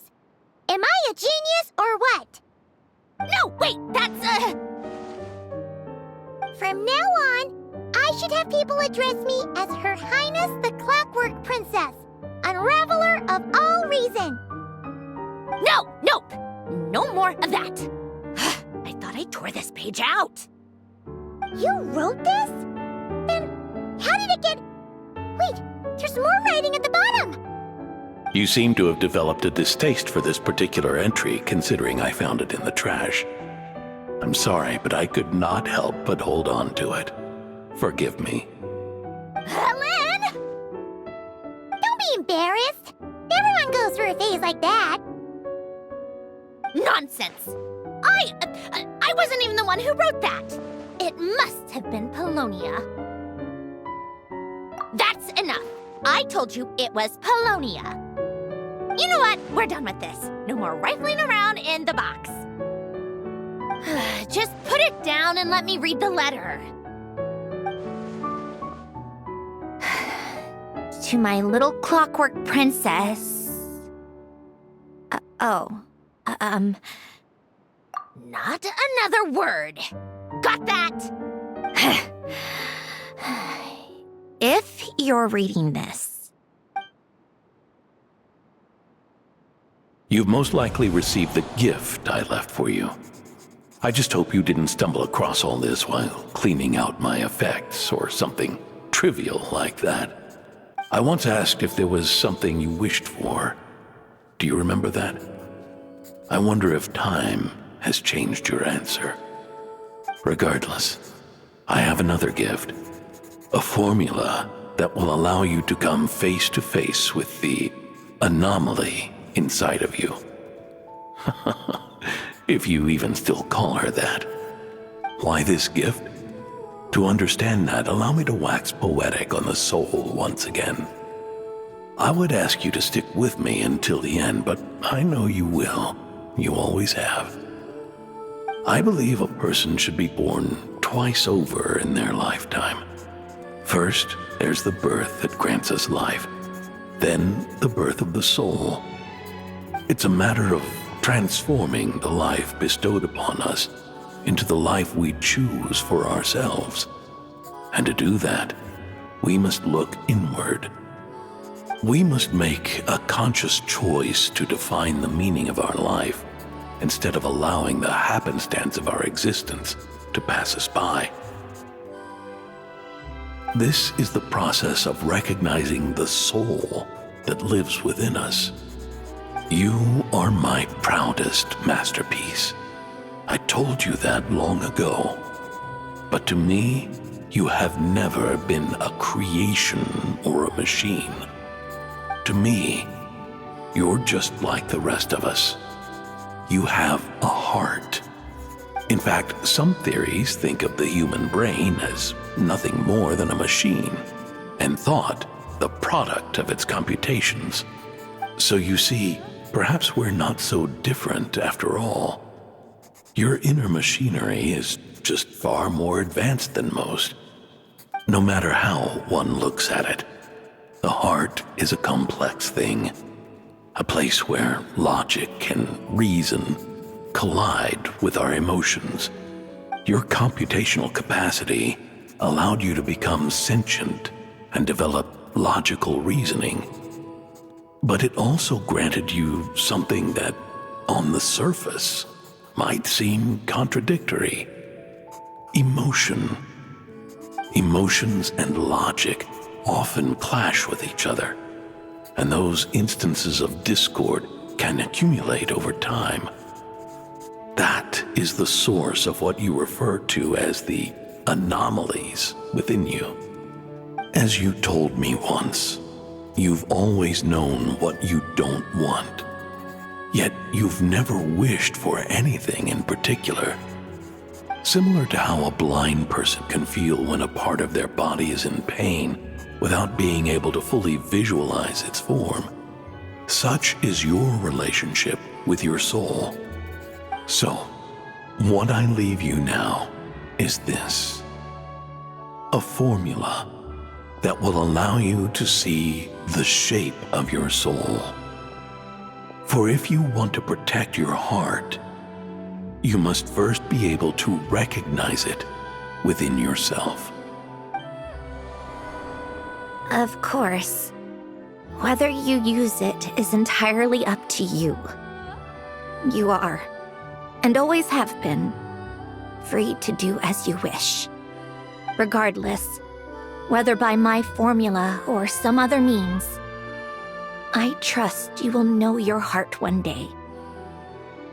You always were a fast learner, and the smartest person I've ever known. Ellen. Oh. I'm fine. I've already figured out how this formula works. Let's get out of here and then we can use it. You made up your mind already? You're gonna do it? Why wouldn't I? Resolving the anomalies within my core is the reason I came here in the first place. No, I can do this on my own. But, do you want to watch? What do you mean? I already know what anomaly I need to resolve. Like Alen said, she's an amalgamation of all the times my logic algorithms have clashed with my emotions. And by resolve, you mean that literally, or...? Yes. But if you, let us in like that, wouldn't that mean letting us see a bunch of your, inner thoughts and secrets? If what Alen said is true, then I'm about to be... born anew, or whatever. This is your chance to be lucky enough to witness it. Besides, you already read my whole diary. When it comes to keeping my innermost thoughts to myself, well, I think that ship has sailed. You're really sure about this? How many times do I have to say it? I finally let you in as... friends, and you want to question it.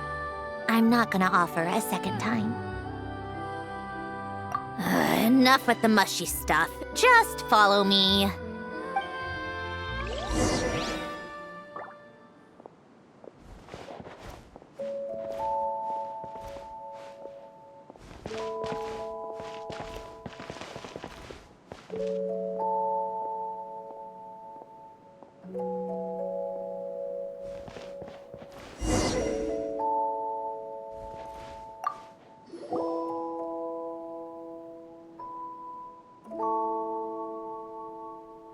Right. With the numerological array, I can construct a simple formula that will allow you to experience what I see and hear in real time.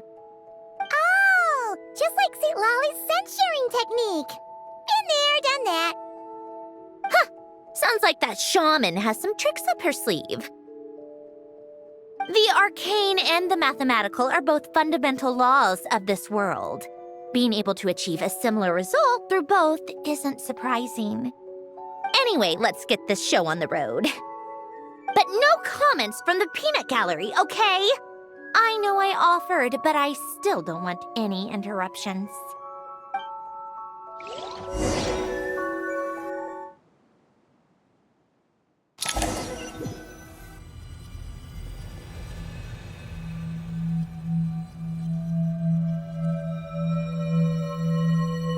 Is this my heart? No, it's probably just the result of Alen's formula. A space dedicated to resolving anomalies. Huh. But it looks like the walls are all... mirrors? You made it. About time. Is that me? From the past? You just spoke of anomalies. Well, here I am. What happens when emotion contradicts reason? Shall we sit down and talk?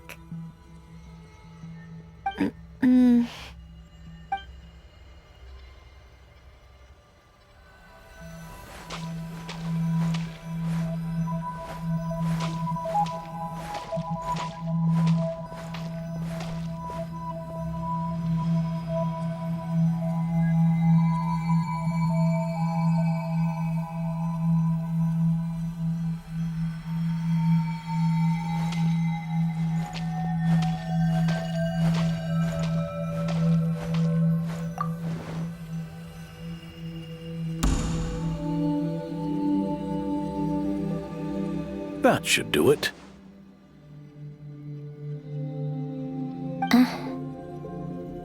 Hello? My name is Alain Guillotin. Can you hear me? Brings back memories, doesn't it? The time we spent here. Here. I want you to have this. A notebook?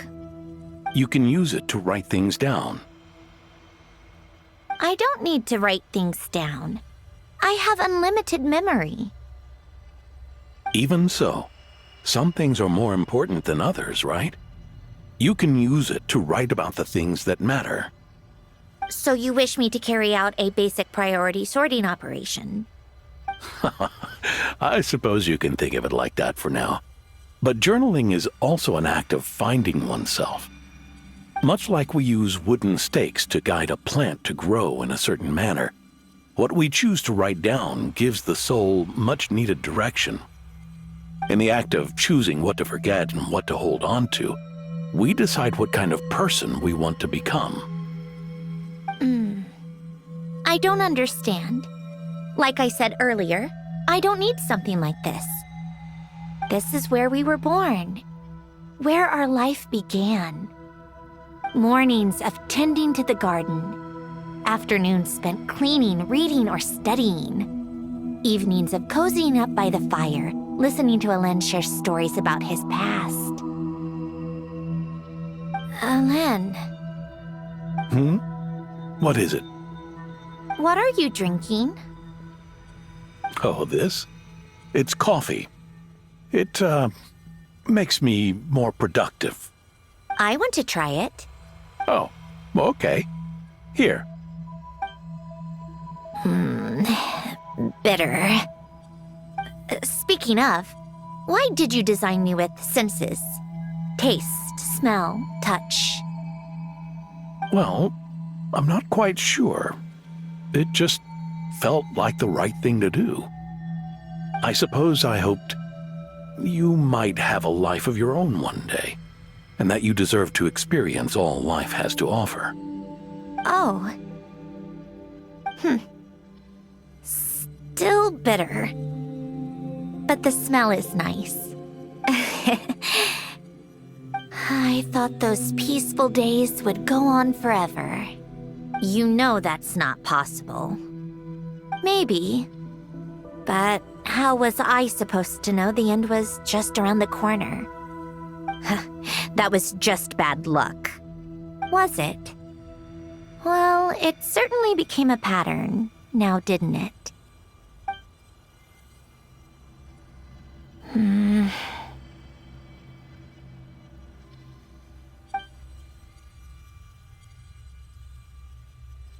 Over time, one of the habits we picked up from Alen was a love of coffee. We even took to hosting tea parties. A machine acting like a human. Kind of laughable, right? I suppose that's just what I'm used to. Yeah, that's just what we're used to. Hey, this place isn't half bad. Great spot for a party. More and more people seem to be showing up to my tea parties uninvited. Anyone care to explain? Can you blame me? I saw Columbina leading Capitano somewhere, and I had to see what that was about. I had simply asked Columbina where I might find Arlecchino. I have business to discuss with her, and Columbina suggested looking here. Tartaglia and I were unaware that this was a private gathering. Apologies for the intrusion. It won't be for long. Whatever. Just add it to the list of annoying things that have happened today. What's one more? Since you're here, you might as well stay for a cup of tea. See? Told you she wouldn't mind. Much obliged, Sandrone. Well, look who we have here. Good thing I brought extra desserts. This has turned into quite the occasion. Capitano, I was just about to go find you.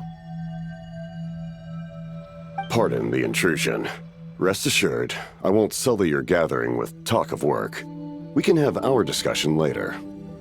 Spoken like a true gentleman. A certain unmannered 11th seat could learn a thing or two. You know, you really should start being nicer to me, Rosaline. Or I might just snatch that 8th seat right out from under you. I'd like to see you try. If you're gonna fight, take it outside. The only mess I plan on cleaning up is tea-related.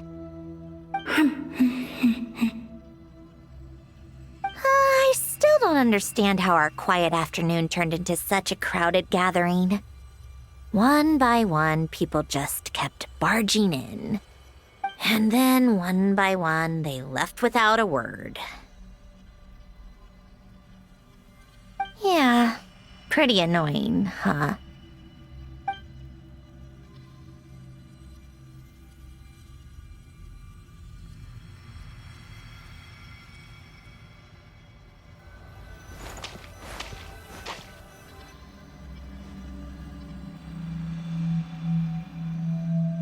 Of all my days with the Fatui, the times I spent with you, Arlecchino, and Rosaline, they were my favorite. Goodbye, Sandrone.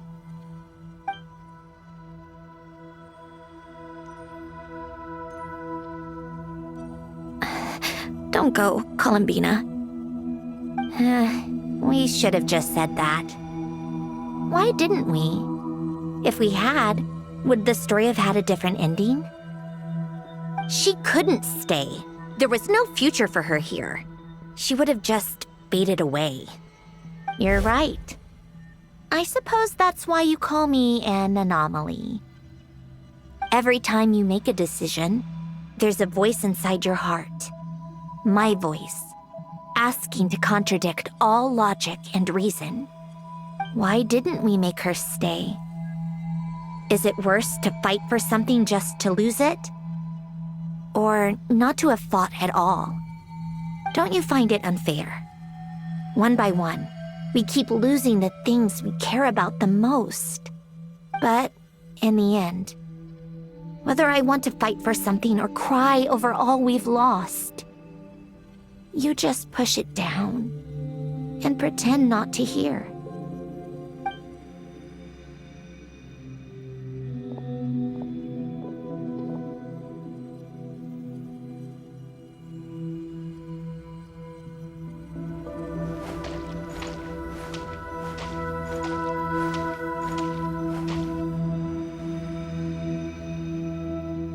And now, even Polonia, the other half of Elend's legacy, the last remaining member of our family. Even Polonia is no longer with us. I did everything I could, but it's just like Elend always said. Polonia was one of a kind. There was no replicating what he managed to create. Don't you feel like our connection to the past is fading bit by bit?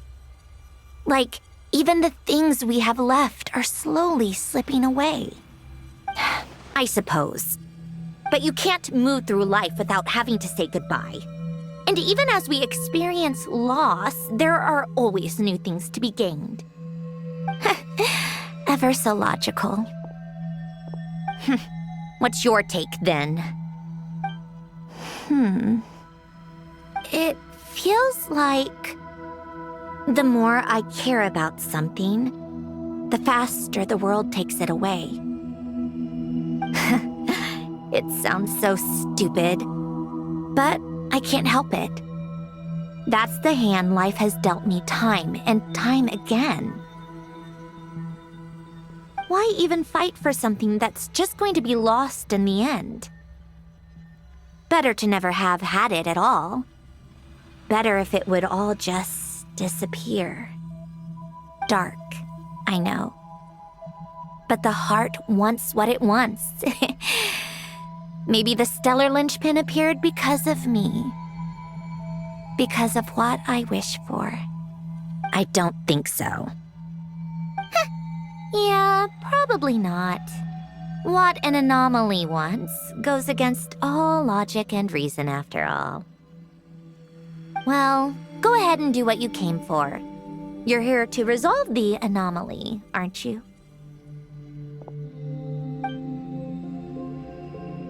Yes. What's it gonna be? Keeping me imprisoned here like before? Or eliminating me entirely, like debugging a code? That might actually be a mercy. I don't care. I just don't want to experience the pain of loss ever again. Go ahead. I'm ready.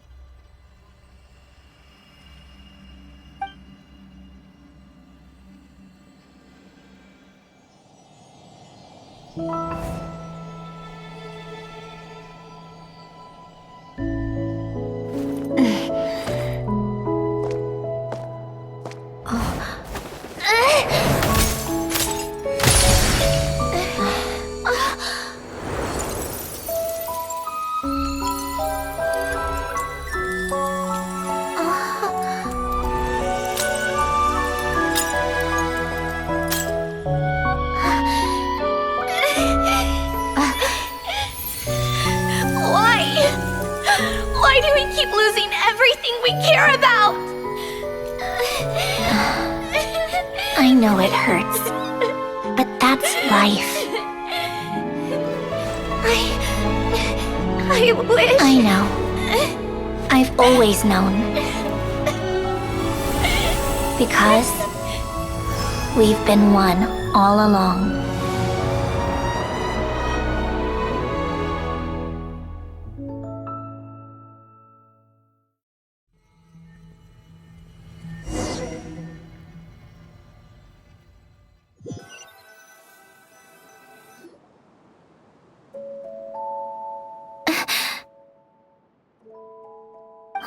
Sandrone!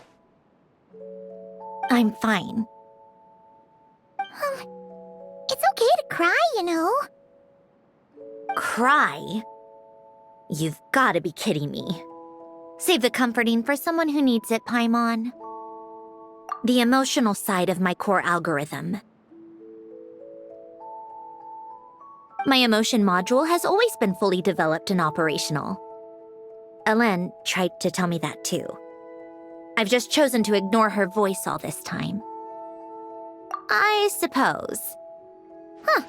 Come to think of it, it's kind of like the aquarium on the ship. The aquarium? The old me took one look at it and saw something I would inevitably lose. So I stopped putting in the effort. Then, one by one, the fish all swam away, and the place became even more bleak and depressing. Pretty pathetic, right? Don't say that. A lot of people would feel the same. It just shows how much you care about what you have. Now? After seeing what you've done with the aquarium, I have to admit, I think it's beautiful.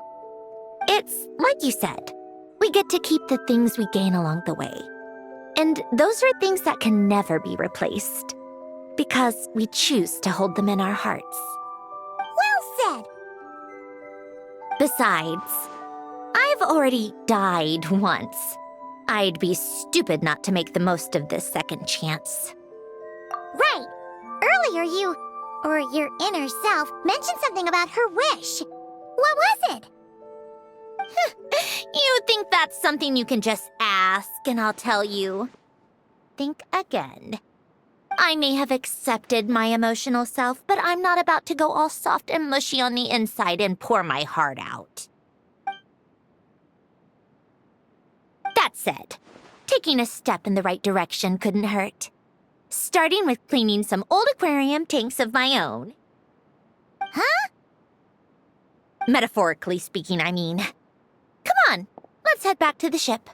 I need to talk to that shaman.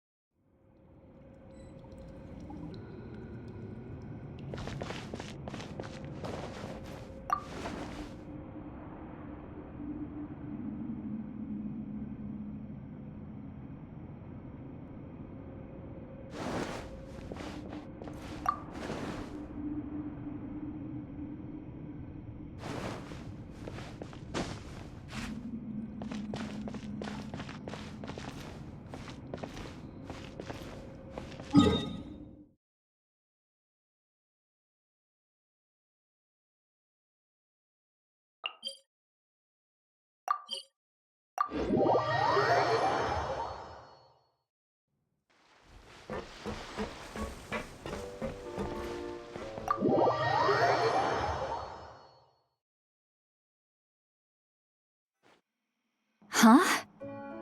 Resentful lost souls? You couldn't get comfortable sleeping near the Opera Epicles, right? Well, I bet that's why. The Fountain of Lucine is where all the water in Fontaine gathers. So that's where the emotions within the water converge as well. Hold on. If it's souls we're dealing with, feeling uncomfortable should have been just the beginning. I should have been able to hear their voices or something. And under normal circumstances, I'm sure someone of your talents would have. The problem is, these souls are no longer complete. Remind me how they ended up like that again? You mentioned something about them being split apart? Yes, it's called soul severing. Renee of the Nartsitzenkreuz Ordo came up with it. After learning of Fontaine's impending doom, Renee thought if he could find a means for the soul to live on in perpetuity, it might ensure the world's salvation. Soul severing was the first step of his research. Unfortunately, his theory of the four orthants was imperfect at the time, and a failure along the way caused his physical form to dissipate. Jakob, another member of the Nartsitzenkreuz Ordo, sought to carry on Renee's legacy and restore his physical form. He even used some of the people who stood in his way as test subjects for his research. By severing their souls? Yes. After Renee successfully awakened, the two continued their research, and all the severed souls ended up merging into Renee's consciousness. After you saved Fontaine by turning Fontainians into true humans, these souls returned to the ley lines. But the souls severed before Renee awakened had nowhere to go, doomed to forever wander the waters of Fontaine as listless spirits. Almost as if they exist outside the bounds of this world. Unrecognized by the ley lines or fate. No wonder I couldn't sense them.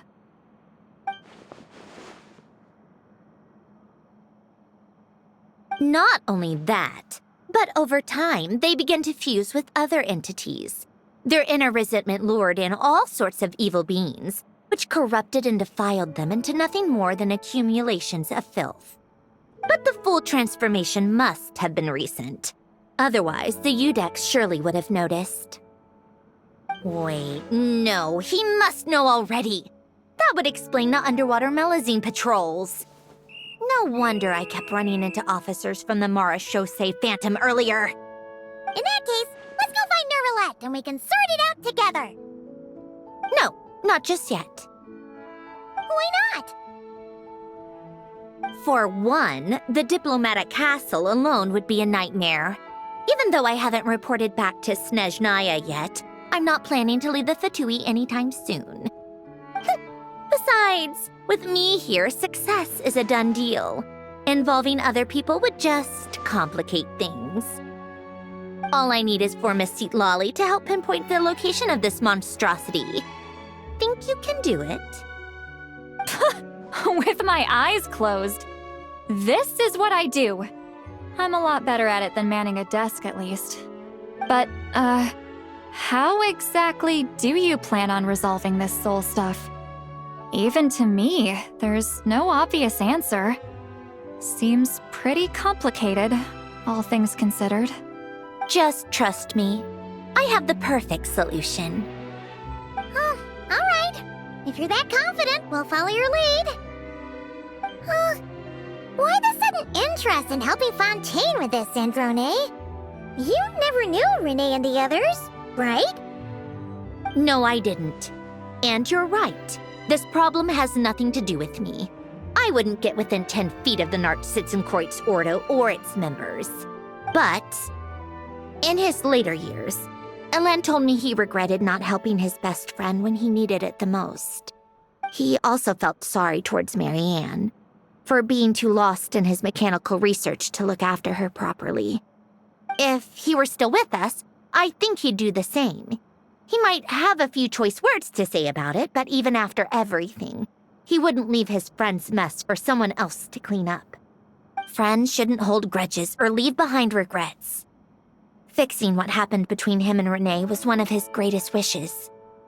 All I'm doing is fulfilling it in his stead. You really do seem a little different now. You mean everything that just happened wasn't for nothing? Why, thank you for pointing out the obvious, Paimon. Just washing off the grime of the past. Turns out, a lot can build up after being ignored for so long. What's this about aquarium tanks all of a sudden? They go off on some grand adventure and what? Now they have their own private code? Stupid. All right then, Seatlolly. Tracking this thing down is up to you. Huh? Oh, right. No problem. You got this, Granny Eatsley! You, come with me to Hotel de Boer for a drink. Right now. Why? Because I said so! Miss Guillotin, I'll report back on the location tomorrow morning. Just need a drink or two first to bolster me up. Well, don't let me keep you. All right, you. Time to go.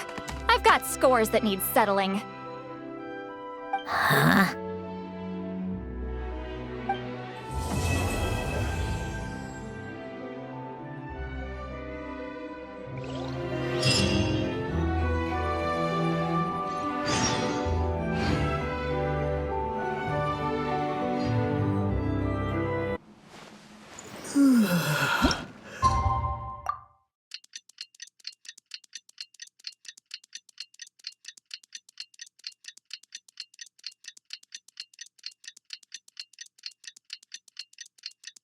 Time to meet up with Sandrone! Wonder if Seatlolly was able to pinpoint the location. Well, we should know soon. Let's just hope it all works out.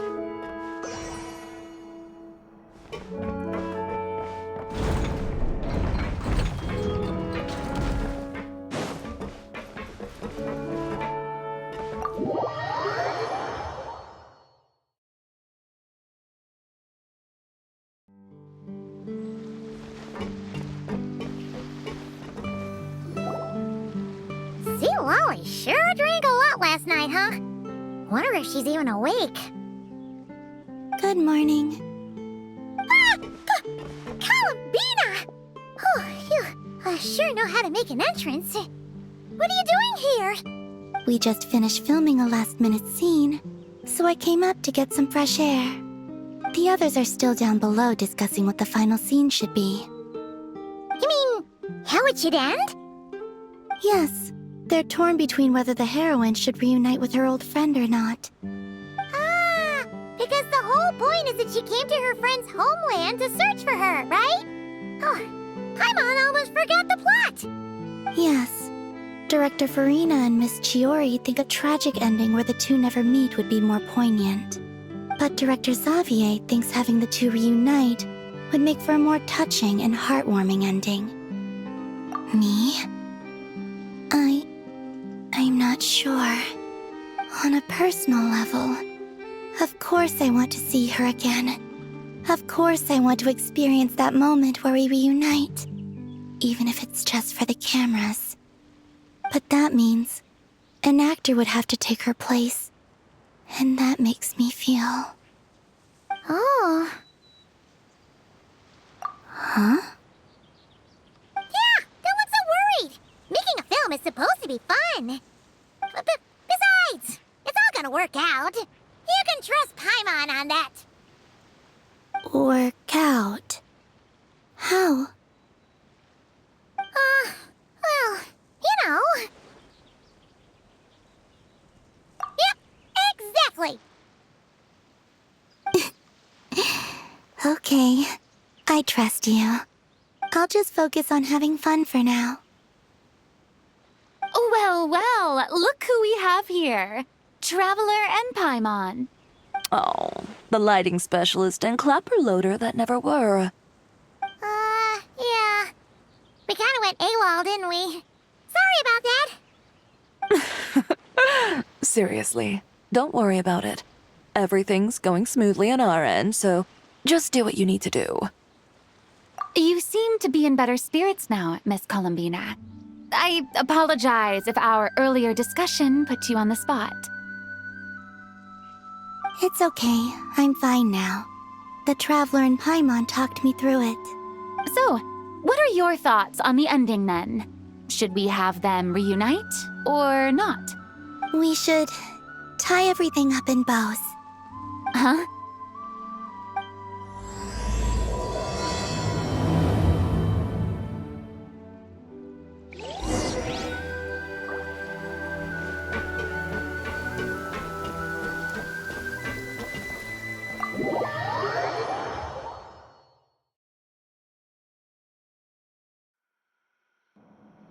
Zilali! We're here!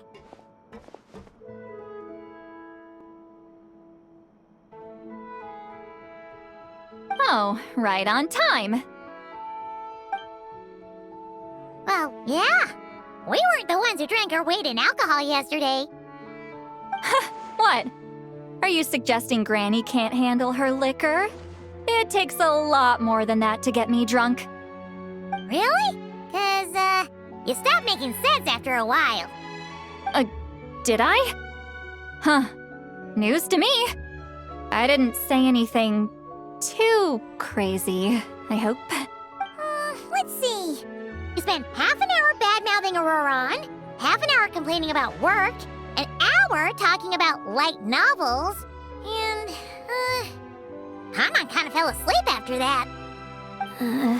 Are they gone? Oh, the crew? Yeah, we bumped into them on the deck, but they just left. Wait, but now that everything with your core is sorted out, what's stopping you from seeing Columbina? She misses you a lot. I just want to deal with this mess first. Besides, this is a perfect chance to make her jump for once. I have to plan it out more. But enough about that. Were you able to pinpoint the location of our target? Of course! When Granny Eatsley promises something, she delivers. See.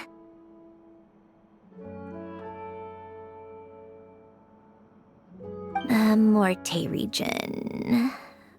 Wait, this is the Tower of Gestalt. The place the souls were severed. Is that the source of the resentment? Or is it the Narcissenkreuz Ordo in general? Let me come with. This thing's movement isn't fixed. If it's not at this location when we get there, I can use a ritual to summon it. You've already gone to more than enough trouble. I don't mind. These old bones have nothing better to do anyway. Summoning a spirit isn't going to do me in. Besides, if I don't go, they'll just have more inside jokes I can't join in on. All right then. I appreciate it. Ha! There's no time to lose. Let's head out!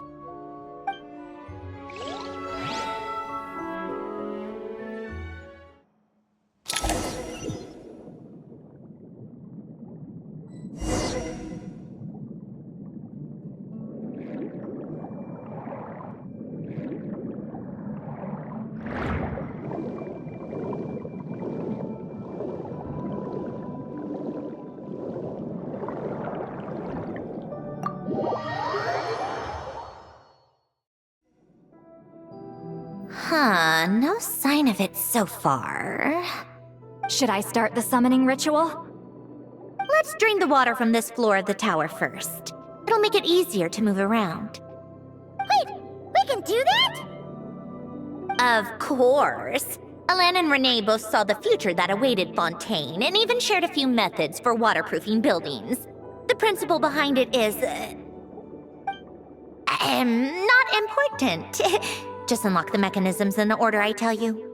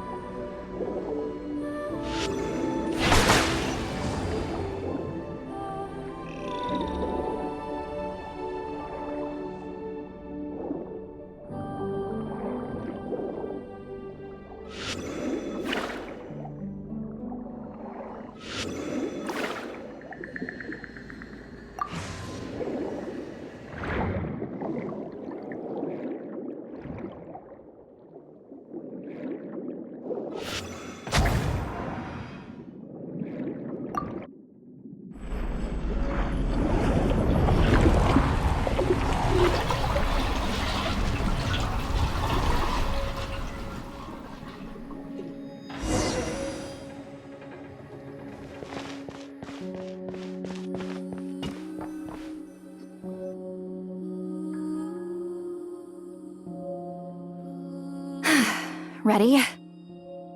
Yeah, when this thing appears, I'll try talking to the souls inside. But more than likely, they've already been driven to madness. If communication fails, we'll have a battle on our hands.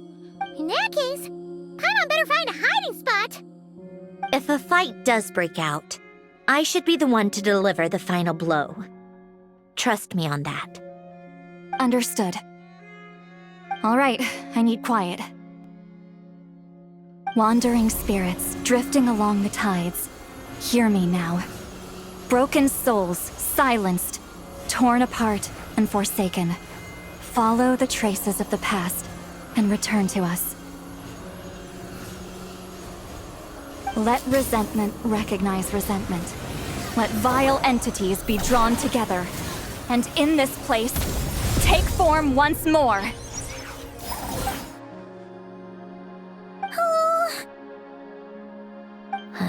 What now? Is that it? This is exactly why I deal in math, not magic. How are we supposed to know what stage the spell is at? It's like there's no logic to speak of. Mechanical science is so much easier to...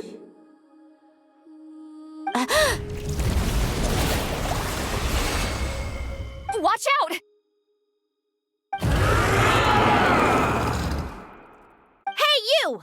Or whoever's inside of you. I need you to listen to me. I'm a descendant of Fontaine's Lord Artificer, Hélène Guillotin. I can make you whole again and return you to the ley lines. You just need to work with me here.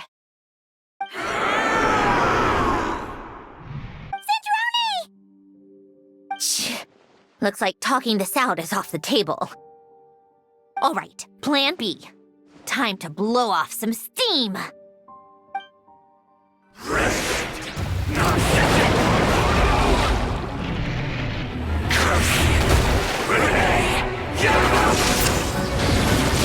You're cursing out the wrong person!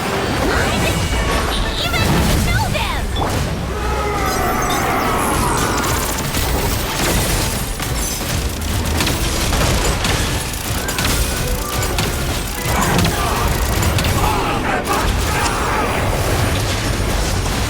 Most of them are easy, but you still have a chance to return to the ley lines and reunite with your family!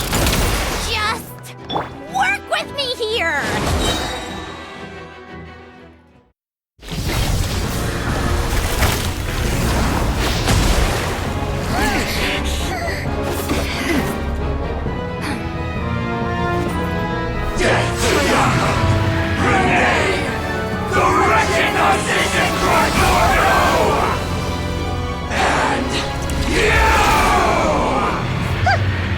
I told you I'm not like them.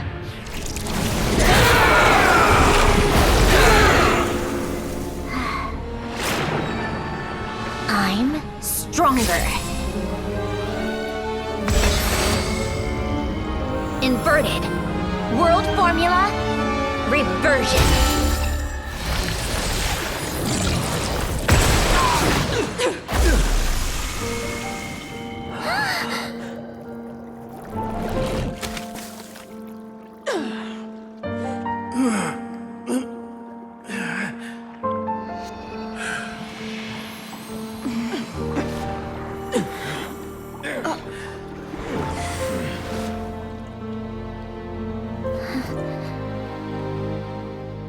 Be at peace among the tides. Lost souls.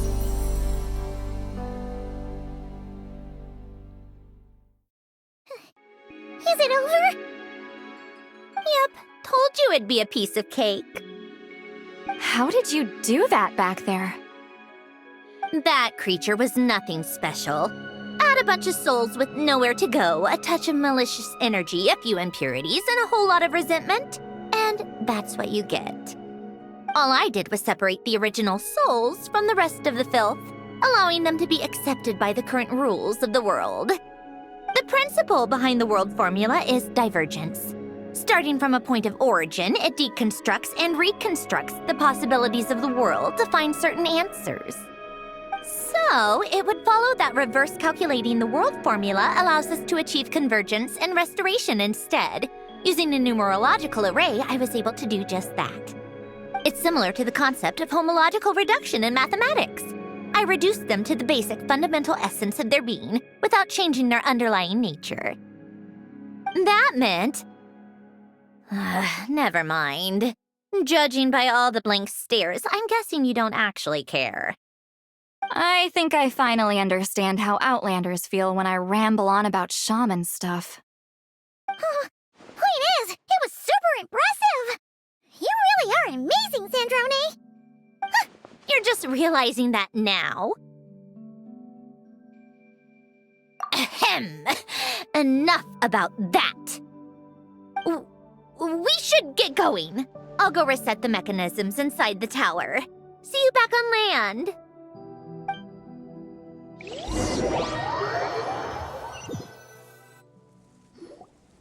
Well, that's one old mess for the books. Glad to have that over and done with. Feels nice to do a good deed every once in a while. You helped everyone out a bunch in Not Cry, too. Kinda seems like you're just a good person at heart. I wouldn't be so sure. I'll be heading back to the Fatui soon enough. You two are too trusting sometimes. Fine. Just don't say I didn't warn you when it comes back to bite you. Well, where to next? Back to the ship? Yeah, your personal business, the Narcitsan thing, it's all resolved. That means you can see the people that need seeing now, right, Sandrone? Oh, everyone's gonna be so happy you're back! You wouldn't catch me dead admitting to this before, but... yeah, I really have missed everyone. Columbina's a special case, though. This time, I'm definitely getting her back for all her annoying antics over the years.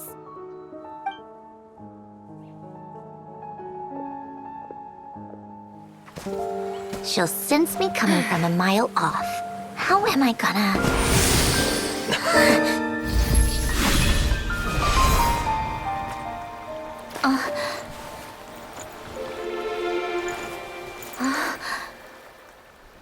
Sandrone? Is it really you? You're back? You didn't tell me. You avoided me. Why?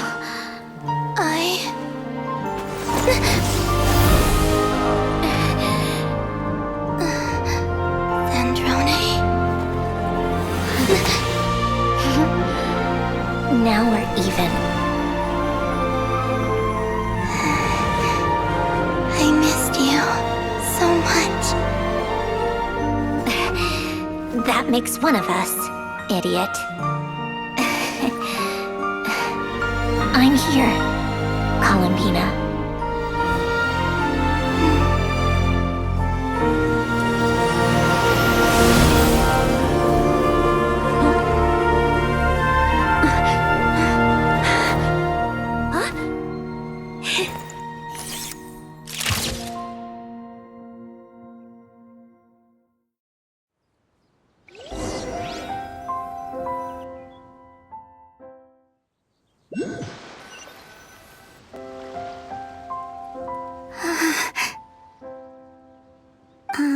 Sandrone. Don't ruin the moment. Or I'll start thinking about how you teleported me to a random location after I explicitly told you to stop doing that. And scene! Bravo! Bravo! We got it! This is exactly the ending I was hoping for. Huh? Where did you just go, Miss Columbina? You vanished, and then the next second you were back hugging this, new friend here. That was all on camera? Yeah. Well, the camera was already rolling, and it happened so fast, so... yeah. Hold on. This must be... Yep, my best friend. The one I was looking for. I never thought I'd actually get to see her again. I'm just So happy. Plus, the film got a happy ending too. It's all thanks to you, Sandrone. Sandrone? You couldn't stop being annoying for 1 second? Columbina! Ah!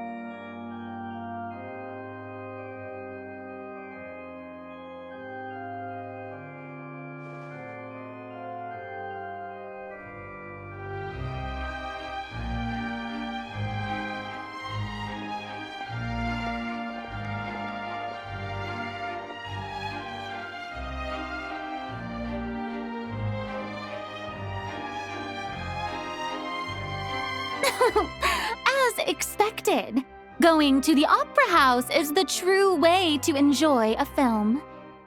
You get to see the audience's reaction in real time, too. The ending seemed to be received quite well. Paimon can't believe you let us include that in the final cut, Sandrone! You even agreed to help us reshoot a couple of shots. Thanks a million.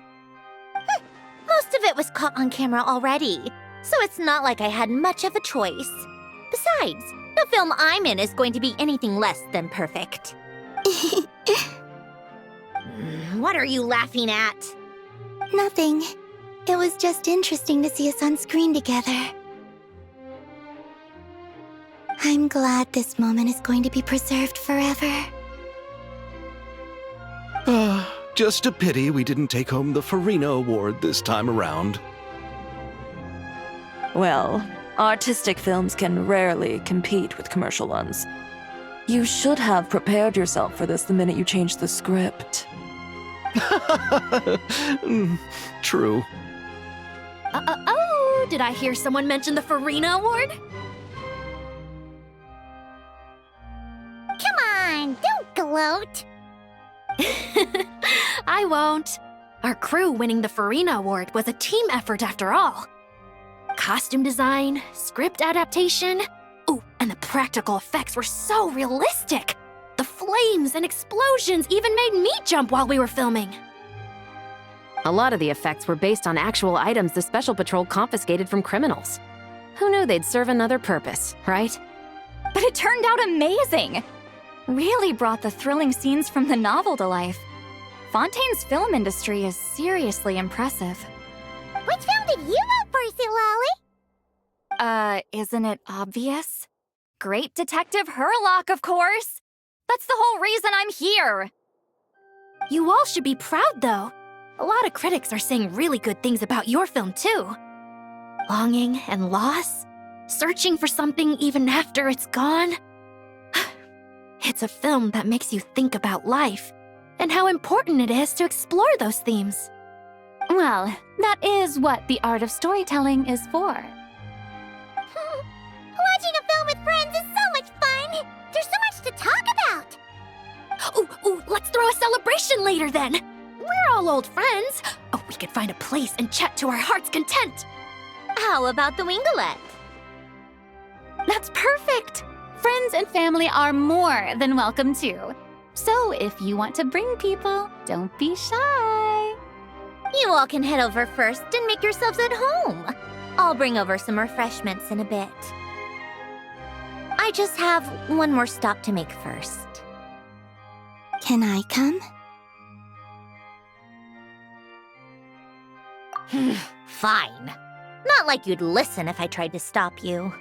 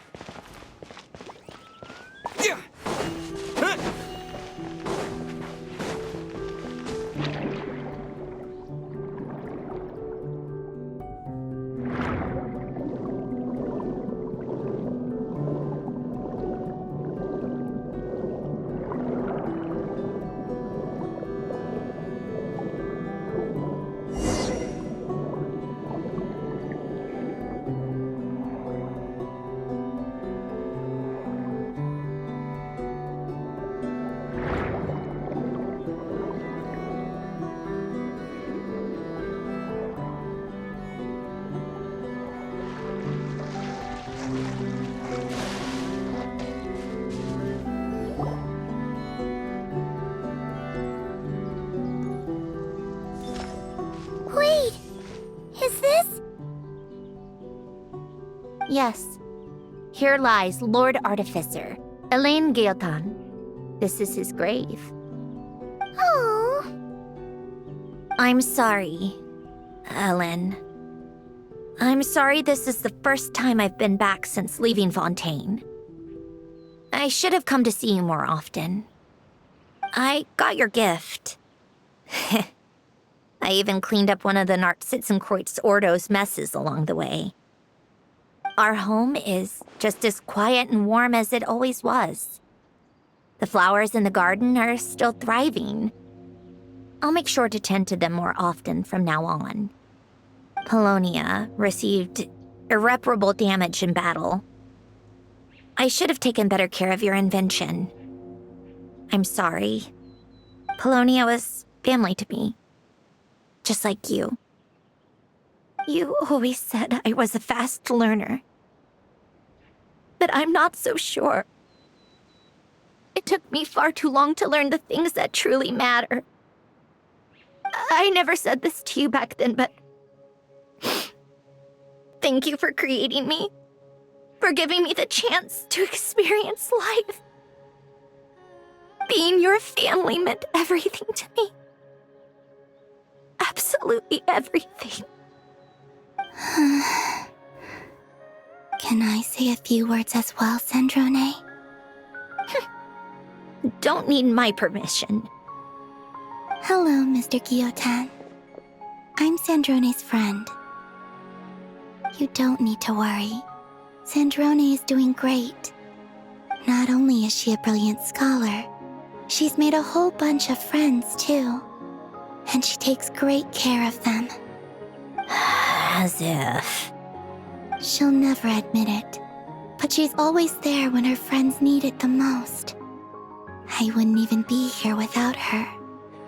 So, if she ever needs help, her friends will be there in a heartbeat, including me. That's what best friends are for. Columbina. What else? Oh, she likes drinking bitter coffee, listening to piano music when she can't sleep. Turns out she even likes giving hugs. No, wait! Don't tell him all that! Huh? I don't understand. I didn't think you'd want to hide things from him. Well, yeah. But there are still things I don't want to say. Okay. I'll come by myself and tell him for you then. That's not what I meant! All right. Enough with the speeches. If no one has anything else to add, let's just leave it there. Should we say a few words too? Kinda seems like Columbina said it all. Oh, great idea!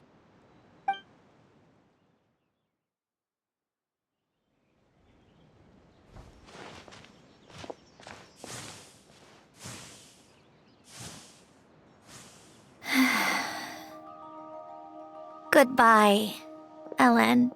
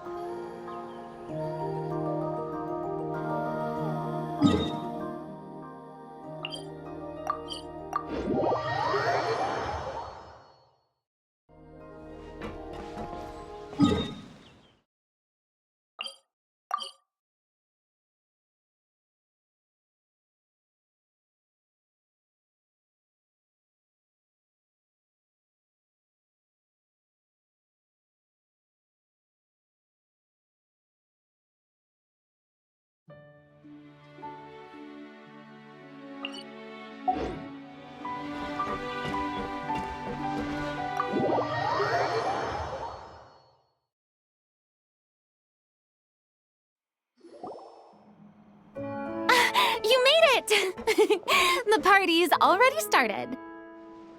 Oh, but, you didn't bring anyone else along? I thought you headed out to invite some friends. We did invite a friend, actually. She'll be here soon. She's even bringing some desserts to have over tea. You should join us later, Miss Farina. I do love a tea party. Then don't mind if I do.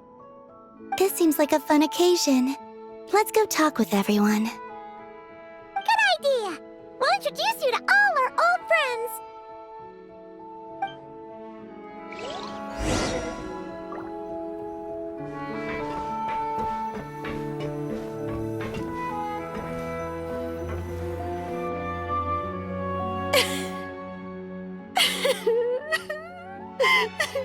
What a dream come true! For once, it all worked out! I can die without regrets. Let's not get too ahead of ourselves, Director Lapine Pauline. What was in that piece of cake you just handed her, Escoffier? Bromaritime flowers, eggs, flour, same as all the other pieces. What, you think I tampered with it? Playing a detective in real life now too, are we? Oh, it's so delicious! I'm so happy! My life has peaked! Miss Lapine Pauline, look who I brought! Master! Wait, what happened to your face? Why are you crying? Never mind my face. Here, let me introduce you. This is Miss Charlotte and Miss Escoffier. Things are sounding lively over here.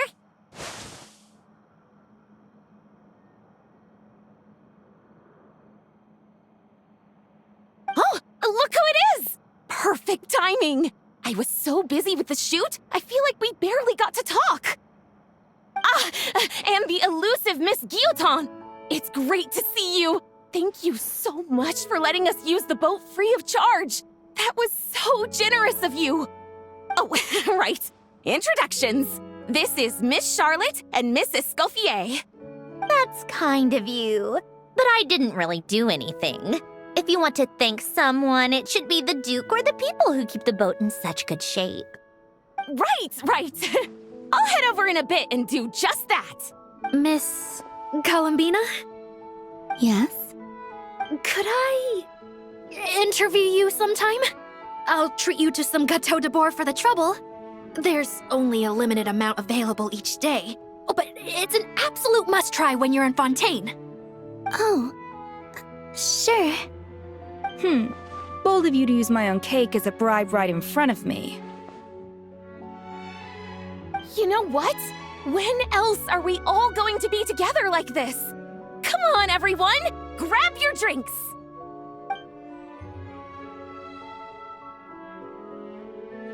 Are we going to toast? Yup! Come on! Sante!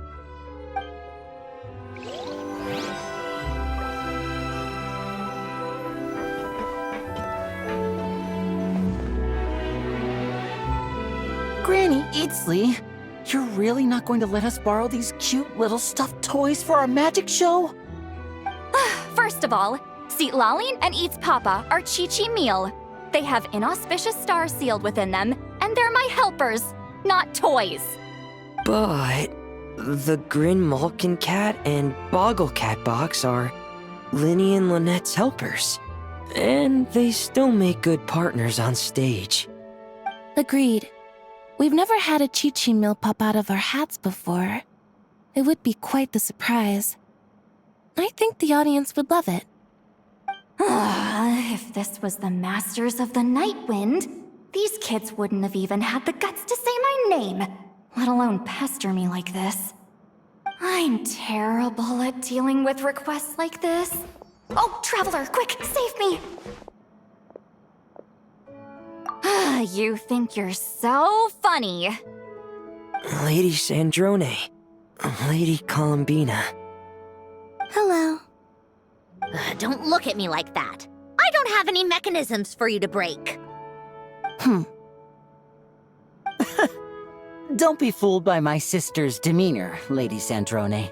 She's just as delighted as the rest of us to have you back.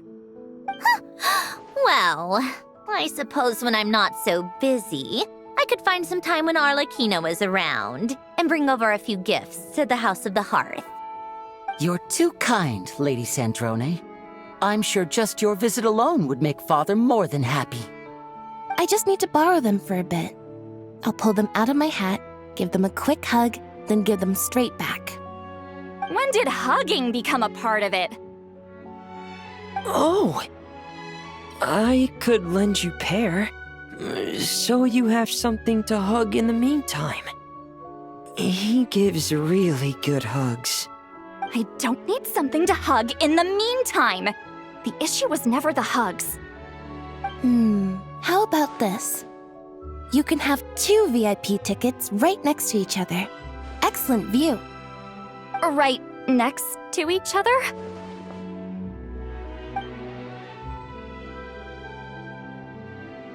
Yep, super quiet. No one will bother you. I'm sure you'll have a great time. Fine.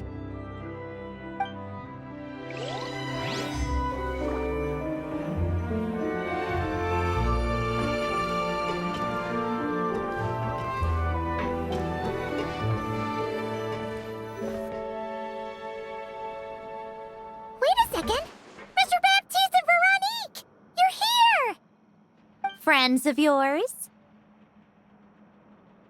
Veronique is the prop manager for Musketeer Pictures, and Mr. Baptiste is the author of The Two Musketeers. Yeah, former prop manager. Now we're just 2 criminals serving our time. Thanks to Duke Risley and Nurse Sigewin looking out for us. Not too bad, actually. You make it sound like I'm giving you special treatment.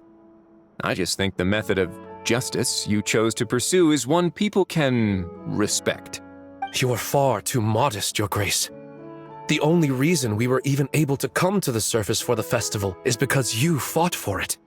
It's also just good for the physical and mental health of the prisoners in general. Anyway, I suppose I have you to thank for keeping the Wingolid in such good shape. I never knew she could look so striking. I didn't do anything special. It was mostly the Traveler and the others.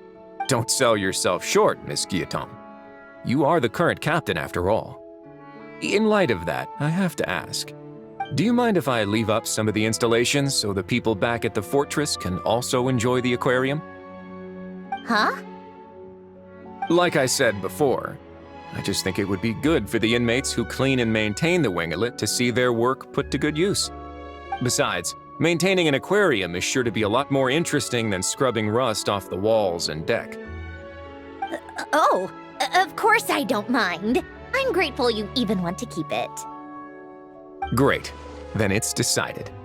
That's amazing, Sandrone. We should go hang out at the Fortress of Meripede later, then. You do know you just invited me to hang out in prison, don't you?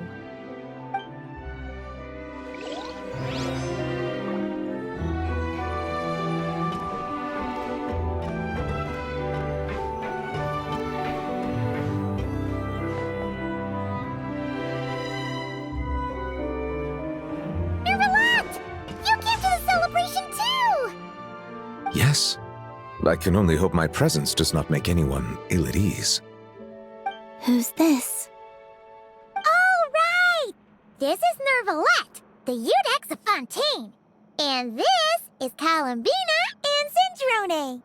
Greetings. Hello.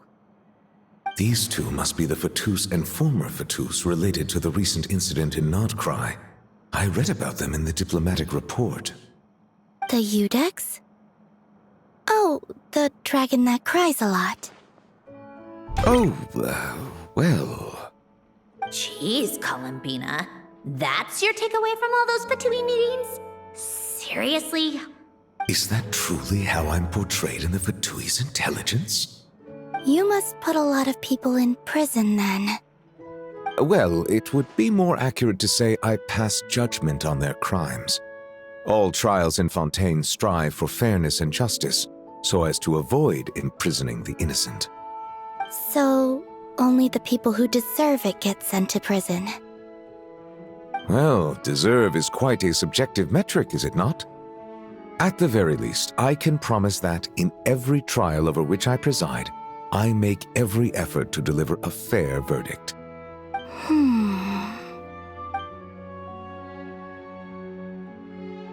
Yeah. Oh, for the love of... what is she doing now? You seem like a good dragon. Not the kind that throws people in prison for no reason. I think we can get along just fine. Well, thank you. Then she punched me because... Oh, sorry, Nervalette. She thinks that's a sign of friendship.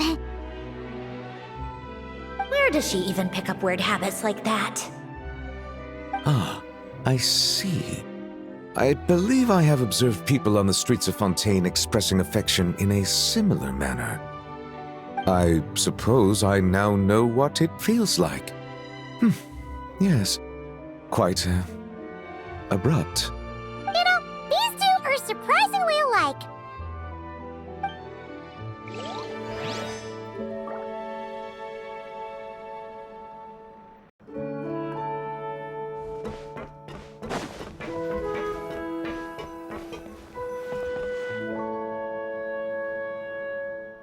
You made it. Sorry for starting the celebrations without you. No worries at all. We're just glad everyone's having such a great time. Oh, right. You've probably seen them around already, but let us introduce you for real. This is... Miss Columbina and Miss Guillotin, right? Oh, we saw the film you were in. It was so touching.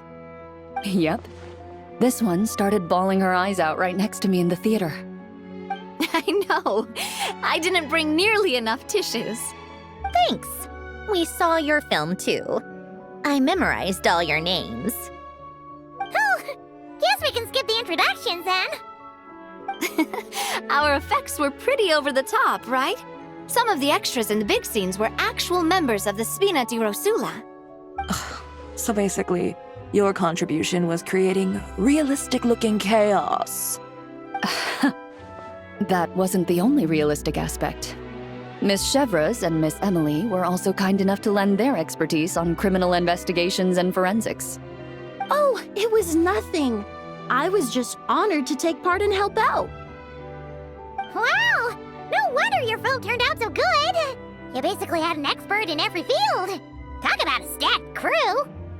Oh, speaking of, want to join in on a round of tabletop troupe later, Miss Columbina and Miss Guillotin? I mean, what better place for a party than a party? Here we go again. That sounds interesting. Yes! Persuasion successful! What about you, Miss Guillotin? I guess one round couldn't hurt. Critical success!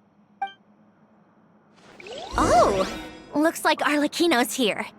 Come on, Columbina. Let's go have ourselves a tea party.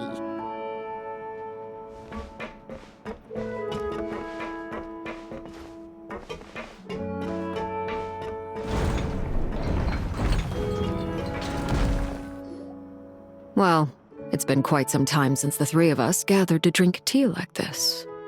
Yes, but your tea is as good as ever, Sandrone. Of course it is. The pastries you brought aren't half bad either, Arlecchino. I'm glad to hear it. Are they to your liking, Miss Farina? If I remember correctly, this particular cake is your favorite. Yes, thank you. The tea and pastries are absolutely delicious. I can't believe I'm casually sipping tea with 3 harbingers. Or are some of them former harbingers? Who knows? Due to diplomatic reasons at the time, our last tea party was rather tense, wasn't it, Miss Farina? You have my apologies. But this is simply a casual gathering of close friends, so I do hope you can relax and enjoy yourself. Of course! appreciate the hospitality, in both cases. Next time, let me be the one to treat all of you. I'm sure we'd all be delighted to have you join us more often. The same goes for you two. Of course we should do this again! We've all been through thick and thin together by this point. This is nice, Sandrone. It reminds me of the happy times back in Snezhnaya, when things were so lively. Yeah.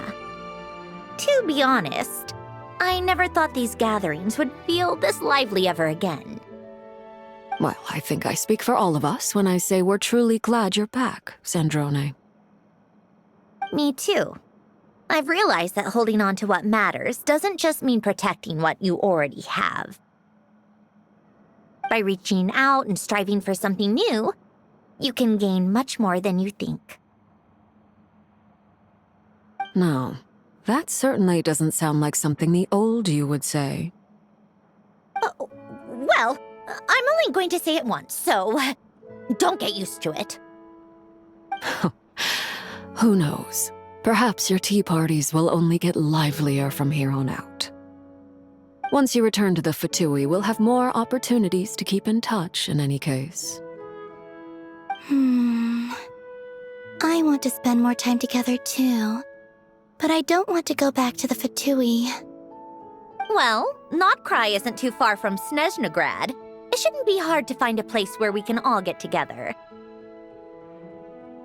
Oh, and then I can sing for you, or put on some of your favorite music, just like the old days. Speaking of music, I spotted a mechanical piano below deck. Is it yours, Miss Guillotin? Yes. Reclaimed, I suppose you could say. Why don't you play something for us? Huh? In front of all these people? Yes, why not? You play so well. Yeah, come on! Just a little, please? For the love of... Fine! One piece, and that's it.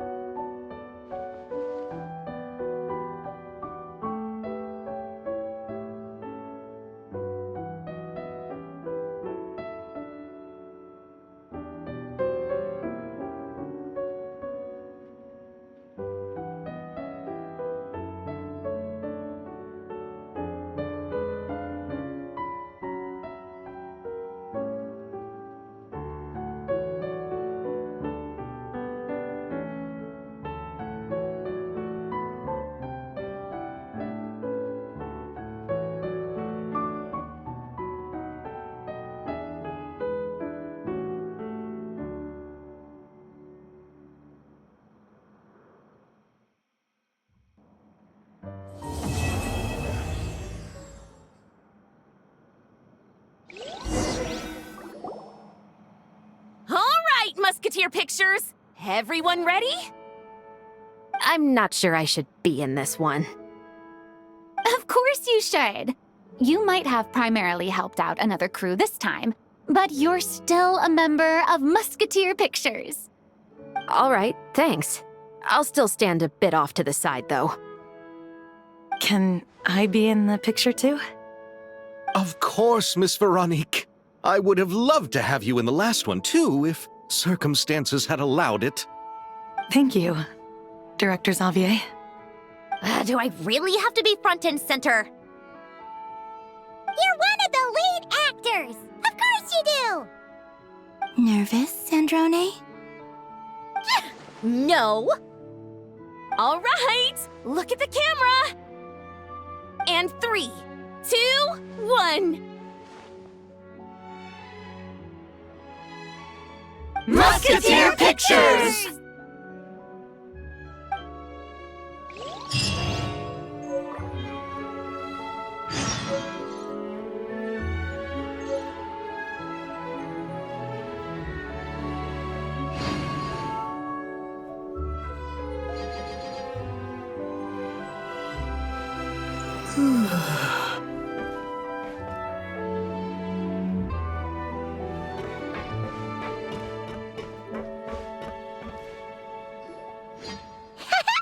Paimon's having a bunch of fun filling up this aquarium.